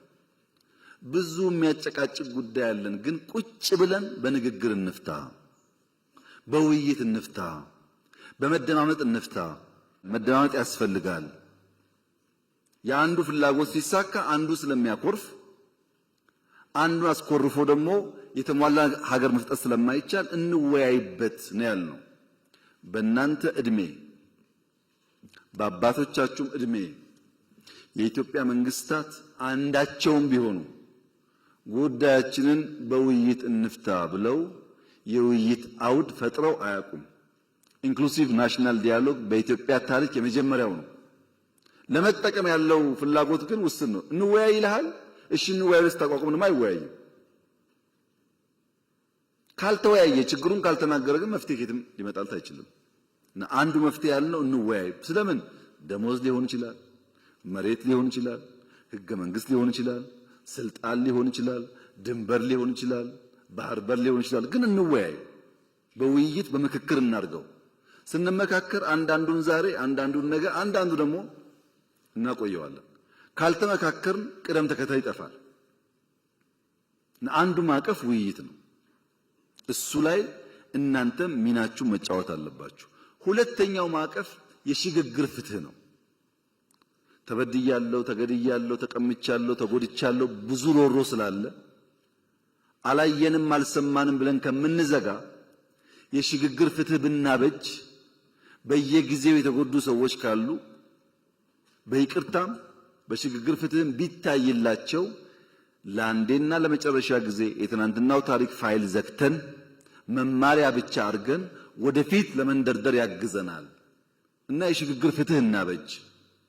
እንወያይ ብቻ አይደለም፣ ቁስል ባለበትም ፍትህ እናረጋግጥ። ሶስተኛው ማዕቀፍ በርካታ ሰዎች አኩርፈው ጫካ ገብተዋል። በኢትዮጵያ ሕገ መንግስት መሰረት በትጥቅ ለስልጣን መታገል ሕገ ወጥ ነው፣ አይፈቀድም። ሕገ ወጥ ነውና በሕግ ማስከበር ብቻ እንሂድ ካል ስለማያዋጣ ዲዲአር እናርግ። የታጠቁ ሰዎች በተሐድሶ ትጥቃቸውን ፈተው በሙያቸው ሰርተው ወደሚኖሩበት ስርዓት እንመልሳቸው። ከትግራይም ይሁን ከኦሮሚያ ከአማራም ይሁን ከቤኒሻንጉል ብለን ዲዲአር አበጀን። ኮሚሽን እንቋቋም ነው። ይሄ ኮሚሽን ስራው የታጠቁ ያኮረፉ ሰዎች አወያይቶ የሽግግር ፍትህ አረጋግጦ ወደ ቀያቸው መልሶ ሰላማዊ ህይወት እንዲኖሩ ማድረግ አለብን። አራተኛው ማዕቀፍ ይሄ ሁሉ ቢሰራ ኢኮኖሚክ ሪፎርም ካላደረግን ኢኮኖሚክ ስብራት እያለ ዘላቂ ሰላም ልናመጣ አንችልም። ሪፎርሙ ደግሞ እንደከዚህ ቀደሙ ግብርና መር ብንለው አያዋጣም። ብዝሃ ዘርፍ መሆን አለበት። ግብርናም፣ ኢንዱስትሪም፣ ማይኒንግም፣ ቱሪዝምም፣ አይሲቲም በሁሉም ዘርፍ ካልተንቀሳቀስን አንድ በአንድ አንደርስም ብለን ግብርና ላይ እንዳላችሁት እኮ ነው። የኢትዮጵያ ግብርና በኩታ ገጠም፣ በማዳበሪያ አቅርቦት ስፋት፣ በኢሪጌሽን በዓመት ሁለቴ በማምረት ገና ብዙ ስራ ይጠበቅብንም የሚጨበጥ የሚታይ ለውጥ መጥቷል። መካድ አይቻልም። በቡና በስንዴ በሩዝ መጥቷል። ገና ግን ብዙ ስራ ይጠበቅብናል። ጥያቄ የለውም እሱ። ያልታረሰ ቦታ ሰፊ አለን፣ ውሃ አለን። በስፋት በኩታ ገጠም በማሽነሪስ ምርታማነት ማሳደግ አለብን። ጅማሮ ግን ተስፋ ሰጪ ነው። በኢንዱስትሪም እንደዚሁ ነው። በቱሪዝም ትናንት እንዳያችሁት ነው። በጣም በርካታ ስራ ተሰርቷል። በአይሲቲም ተሞክሯል እንደዚሁ። ማይኒንግ ከዚህ ቀደም የተዘነጋ ሴክተር ነው። በዚህ ዓመት ለመጀመሪያ ጊዜ ላለፉት ብዙ አስርተ ዓመታት በኢትዮጵያ ውስጥ ነምበር 1 ኤክስፖርት ቡና ነው። ከቡና ቀጥሎ ያሉት ተደምረው ወደ ቡና አይጠጉም። ዘንድሮ ግን በኢትዮጵያ ኤክስፖርት አንደኛው ወርቅ ነው። ስለዚህ ማይኒንግ ያስፈልጋል ማለታችን ሰርቷል ማለት ነው። ከለውጡ በፊት እኔ ኮንታ ስመጣ 1 ኪሎ ግራም ሲሚንቶ ኮይሻ አልነበረውም። 1 ኪሎ ግራም ፕሮጀክቱ አለ፣ ካምፕ አለ። 1 ኪሎ ግራም ሲሚንቶ ለግድብ ግን አልተሰራም። አሁን ግድቡ እሱ ሁሉ ገንዘብ ነው ከእናንተ ላይ ተቀምጦ የሚሰራበት ማለት ነው። በነገራችን ላይ 27000 ኪሎ ሜትር አስፋልት ኮንክሪት ኮንትራክት ነው ያለው ኢትዮጵያ ውስጥ። ምንም ሳልጨምር 1.5 ትሪሊየን ብር ጠይቀውኛል። 1.5 ትሪሊየን የኢትዮጵያ አጠቃላይ በጀት 2 ትሪሊየን ነው። 1.5 መንገድ ጠይቋል። በጣም ሰፊ ቦታ መንገድ ስራ አለ። ችግሩ ምንድነው? ጥራት የለም፣ ሌባ ብዙ ነው እንደምታውቁት፣ ሲሚንቶ ይሰርቃል፣ ያይሰርቃል፣ ችግሮች አሉ። እንደ መንግስት ግን በጣም ትልቅ ሪሶርስ ነው ያለው። ግድቦች ነግሬያቸዋለሁ። በኢትዮጵያ ትልቁን አየር መንገድ ለመገንባት እየሰራ መሆን ታውቃላችሁ። ዲስ አር ፋውንዴሽናል ስራዎች። ይሄን ግን ተውት። ድሮ ነበረ ከሚባል ስራ 2-3 ላንሳላችሁ። ለምሳሌ ከአዲስ አበባ ጅቡቲ ባቡር ነበር ተሰርቷል ከለውጡ በፊት ታውቃላችሁ። ከአዲስ አበባ ጅቡቲ ባቡር ከለውጡ በፊት ሳይሆን ከለውጡ በኋላ እስከ ዛሬ 4 ዓመት ድረስ በሰዓት 20 ኪሎ ሜትር ነበር የሚጓዘው። 2 ፉርጎ ይዞ 20 ኪሎ ሜትር። የምታውቁ ታውቃላችሁ ከዚህ የመጣችሁ አሁን እንደምንም 60 አድርሰነዋል። 60 ኪሎ ሜትር ፐር አወር ፉርጎም ጨምሯል። ገና ይቀራል። ተሰራ ተባለ እንጂ የሰራተኛ ደሞዝ መክፈል አይችልም። እዳ አይደለም ደሞዙን አንድ በሉ። ስኳር ሌላውን ተውት። ወንጂ እዚህ ያለው ወንጂ ስኳር ፋብሪካ ለሰራተኛ ደሞዝ መክፈል አቅቶት ሰራተኛ ተፈትኖበት ነበር ትናንትና። ለውጡ በእያንዳንዱ ጓዳ ውስጥ የፈታቸው ጉዳዮች በጣም በርካታ ናቸው። ወይም እኛ አልተናገርናቸውም ወይም እናንተ ማየት አልፈለጋችሁም። እናንተ ሲባል ድፍን ኢትዮጵያ ማለት ነው። እናንተ ብቻ አይደላችሁ። ከ13 ፋብሪካዎች ስኳር አሁን እንደምንም 7 ደረስን። 7ቱ ብቻ ነው ደሞዝ ቢከፍለው። ብድር ይመጣል ከቻይና እድገት ይባላል። ብድር ይመጣል እድገት ይባላል። በብድር እድገት እና ኳሊቲ እድገት ይለያያል። የኢትዮጵያ ኢኮኖሚ የነበረበት ሀብት ይታወቃል። ለባቡር፣ ለሱካር፣ ለምናምን ብሎ ከቻይና ሲመጣ ኢትዮጵያ አደገ ይባላል። ግን ፕራክቲካሊ ነገር የለም። ለዚህ ነው ኮመርሻል ሎን ይብቃ ያልነው። ማይኒንግ ላይ እንስራ፣ ወርቅ እናውጣ እንጂ ከቻይና ብር እያመጣን 10% ድራማ ነው አይሰራም ነው ያልነው። እንደ መንግስት አይደለም፣ እንደ ባለቤት ነው። ልማት አለ። ይሄ ልማት ደግሞ ዓለምን እያስደመመ ነው ያለው። ባካችሁ አይናችሁን ግለጡ።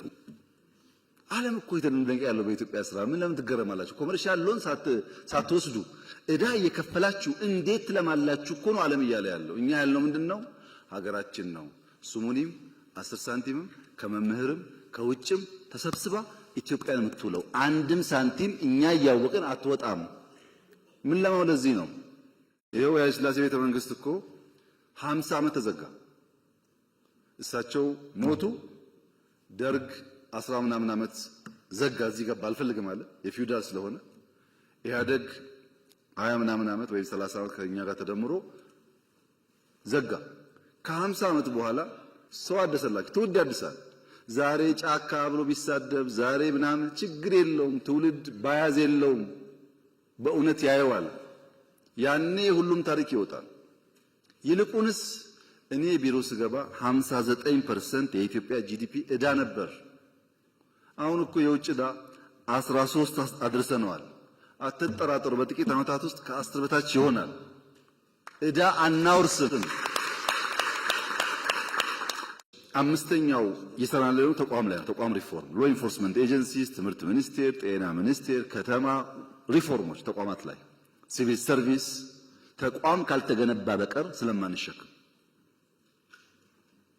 ይሄ ስራ አምስቱም ኢንክሉሲቭ ናሽናል ዲያሎጉም፣ የሽግግር ፍትህ፣ የዲዲአር ታድሶ ፕሮግራም፣ ኢኮኖሚክ ሪፎርም፣ የተቋም ሪፎርም አምስቱም አድራሽ ነው እንጂ ግብ አይደለም። ስንናገር ውለን ብናድር ግብ መሆናችን ተናግረን ከዛ ወደ ልማት እንገባለን ነው። ተናግረን ውጊያ እንቀንሳለን ነው እንጂ ንግግር ግብ አይደለም። ግብ ነው እንዴ? ዲዲአር ግብ እኮ አይደለም። ከምንተዋኮስ አብረን እናርሳለን ለማለት ነው እንጂ ግብ አይደለም። እነዚህ 5 ጉዳዮች ማየት ያለባችሁ ልክ አንድ ሰው ትኬት ቆርጦ አሜሪካን ሲጓዝ እንዳለው ስፕሪት ነው። አንድ ሰው ትኬት ቆርጦ ወደ አሜሪካ ሲሄድ የሚሰጠው አንድ ወንበር ነው። ታውቃላችሁ፣ ሰዓቱ 10 ምናምን ሰዓት ነው በረራው። አንድ ወንበር ይሰጠዋል። መቀመጫም ነው፣ ከደከመውስ አልጋም ነው። መንቀሳቀሻ ቦታ የለም። ታውቃላችሁ፣ ትንሽ ቦታ ናት አውሮፕላን ላይ። ሰው ቢርበው ምግብ ቢል አንዴ ሁለቴ ይሰጣል። ግን ይሰጥ ፈልገህ አይደለም፣ ይሰጣል፣ ታሽጎ ይሰጣል እንጂ ይሄኛውን አልፈልግም ምስር አድርግልኝ አይባልም። አየር ላይ ይባላል። ሽሮ አድርግልኝ እኮ አይባልም። ወይ ትበላለህ ወይ ትተዋለህ። ለምን? የአውሮፕላን ስራ ማድረስ ነው እንጂ እኮ አውሮፕላን በራሱ አገር አይደለም። የምትሄድበት እስከምትደርስ ሽንት ቤቱ ውስን ነው፣ መቀመጫ ውስን ነው፣ አልጋው አይመችም፣ መንቀሳቀሻ ቦታ የለም፣ ምግብ ውስን ነው። ችለህ ዋሽንግተን ስትደርስ ክፍት ይሆናል ማለት ወይ ከዛ ስትመጣ ክፍት ይሆናል ማለት ነው። እኔና እናንተ ያለንበት ሁኔታ እንደሱ ነው። አድራሾች ነን፣ ወደ ብልጽግና አድራሽ ነን። ያሻነውን ነገር ማድረግ አንችልም። ማመን አለባችሁ ይሄን ጉዳይ። አድራሽ ነን። እኔና እናንተ አድራሽ ነን። ልጆቻችን ናቸው ብልጽግናን የሚያዩት። ለውጦች በሀገር ደረጃ እየመጡ ያሉት እኔና እናንተ አድራሽ መሆናችን ገብቶን አድራሽ የሚቸገረውን ችግር አምነን ከሰራን ብቻ ነው እንጂ ይድላን ካል አይሆንም። ግን በቃ የኔና የናንተ እጣ እሱ ነው። እጣ ወደቀብን፣ ተቸግረን መከራ በልተን ይሄን ሀገር ማሸጋገር አለብን። እንደዛ ማሰብ ከናንተ ይጠበቃል። ሰላም ድሮና ዘንድሮ ሰላም ይለያያል። ድሮ ሽፍቶች ነበሩ ኢትዮጵያ ውስጥ ልክ እንደ ባህል ነው መሸፈት፣ አዲስ አይደለም። ግን የድሮ ሽፍታ የአብነት ትምህርት ቤት አይዘጋም፣ መድረሳ አይዘጋም። መድረሳ ጋር ሲደርስ አክብሮ ነው የሚያልፈው። ሽፍታ አለ። ያ ሽፍታ ግን የአብነት ትምህርት ቤት መዝጋትን አያምንም። ሽፍታ አለ። መምህርን ማገት ግን በፍጹም አይሞክርም። እንደተባለው ነው። መምህር ነኝ ከተባለ እለፍ ይላል እንጂ መምህር አያግትም። የአሁኑ ሽፍታ መምህር ማገት፣ ትምህርት መዝጋት፣ ተማሪ እንዳይማር መከልከል የትግሩ አካል ያደረገ ግን ደግሞ እታገልልሃለሁ የሚል ሆኖ መጣ። ኒው ቻሌንጅ ነው ይሄ። በመንግስቱ ኃይለማርያም ጊዜ ድፍን ኤርትራ፣ ድፍን ትግራይ ውጊያ ነበር ታውቃላችሁ። ግን ወያኔም ይሁን ደርግ ትምህርት ቤት እንዝጋ አይሉ። ሃይማኖት ተቋማት ይከበራሉ፣ ትምህርት ቤት ይከበራል፣ ሽማግሌዎች ይከበራሉ፣ የሀገር ሽማግሌ ይከበራል። ይሄ ነበር ባህሉ። አሁን እንደዛ አይደለም።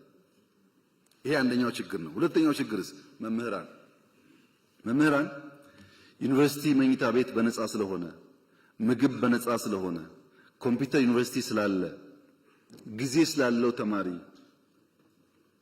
ያን የእውቀት ማድ የሚገኝበትን ሪዝኒንግ የሚያድግበትን ተቋም ጽንፈኝነት እንዲሰራፋበት፣ ውሸት እንዲስፋፋበት፣ ስድድብ እንዲበዛበት፣ ዕውቀት ሳይሆን ቅጥፈት እንዲፈበረክ አልፈቀድንም ወይ?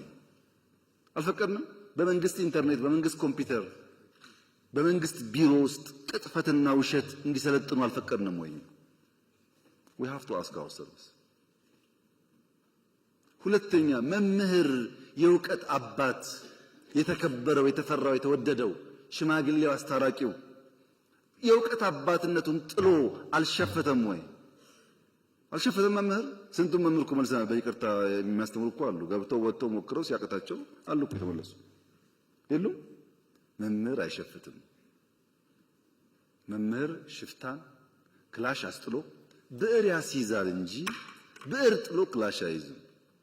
እናንተም ተበላሻችሁ፣ ሽፍታውም ተበላሸ። የተበላሸ ሀገር መሆኑን ማመን ያስፈልጋል። የመጀመሪያው ይሄ ነው። እንዴት እንፍታው ነው አሁን ጥያቄው። እኛ ሶስት መንገድ ነው ያሰብነው። አንደኛው ሰላም ሚኒስቴር አቋቁመን አልነበረም ድሮ?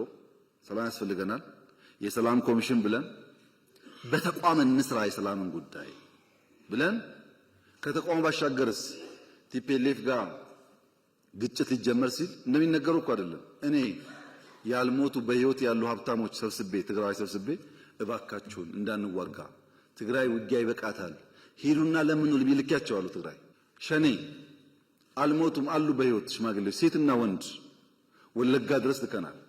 ሽማግሌዎች ሸኔ አንበርክኳል አሉ በህይወት፣ ሂዱ ባካችሁ ለምን ብለን ልከናል። ፋኖ በቲቪ አይታችኋል። ሽማግሌዎች ልከን ቄስ ሳይቀር አንበርክኳል። ባካችሁ ይቅር፣ አይጠቅምም፣ ማሸነፍ አይቻልም በዛ መንገድ፣ ጊዜ የምናባክነው ይቅር ብለን ሞክረናል። የሚታወቅ ፋክት ነው። አይ ሙከራ ብቻ ነው ደግሞ እንዳይባል በሰላም የሚገቡ ካሉ እጃችን ዘግተን እንቀበል ብለን ለምሳሌ የሌላውን ጊዜ ተውትና ትናንትና ከጉጂ የዛ አካባቢ ኃላፊውና ወታደሮቹ ትናንት ሰጥተዋል እጃቸው በድርድር ትናንትና በየቀኑ 70 80 ምናምን ይሰጣል ከሁሉም ክልል። ቤንሻንጉል ገብተዋል፣ አፋር ገብተዋል፣ ከአማራ ብዙ ይገባሉ፣ ከኦሮሚያ ይገባሉ። ከሶስት ወር በፊት ደግሞ ታውቃላችሁ እዚህ ሸዋ አካባቢ ምዕራብ ገብተዋል። ክፍት ነው። ገብተዋል ብቻ ነው እንዴ? አይደለም፣ ሹመኞች ናቸው። በኢትዮጵያ ታሪክ ተቃዋሚም ቢሆን ፋይዳ ካለው ዕውቀት ካለው ባሸንፍም አብሬ ልስራ ያለ መንግስት ነው። ከዚህ በላይ ማስተዋል ምን ከየት አመጣለሁ? አድርገናል እኮ እነ ሸኔ የገቡ በቅርቡ ከዚህ ከሸዋ አሁን እኮ ኦሮሚያ አመራር እኮ ናቸው። አሁንም የሚጠቅም ነገር ያለው ሰው ከመጣ እኛ ክፍት ነን። ለሱ አይደለም ለኔ አይደለም ለኢትዮጵያ ሲባል ጠቅላይ ሚኒስትርነትሳ እሱ ነው ጸቡ ካላችሁኝ እውነት እላችኋለሁ በሰላማዊ መንገድና በምርጫ እስከሆነ ድረስ ጠቅላይ ችግር የለው። መጥፎ የሚሆነው እኔ ብቻ ነኝ የምችለው እናንተ አትችሉ ምናምን እሱ ጥሩ አይደለም። ከሱ ውጭ ግን በንግግርና በውይይት ችግር የለም። ሁለተኛው እሱ ነው። ሶስተኛው ሰላም እምቢ አለ አልገባም ብሎ ትምህርት ቤት የሚያዘጋ የሚያግት ካለስ ህግ የማስከበር ስልጣናችን ስለሆነ እንታገለዋለን። የታገል ነው ያለነው።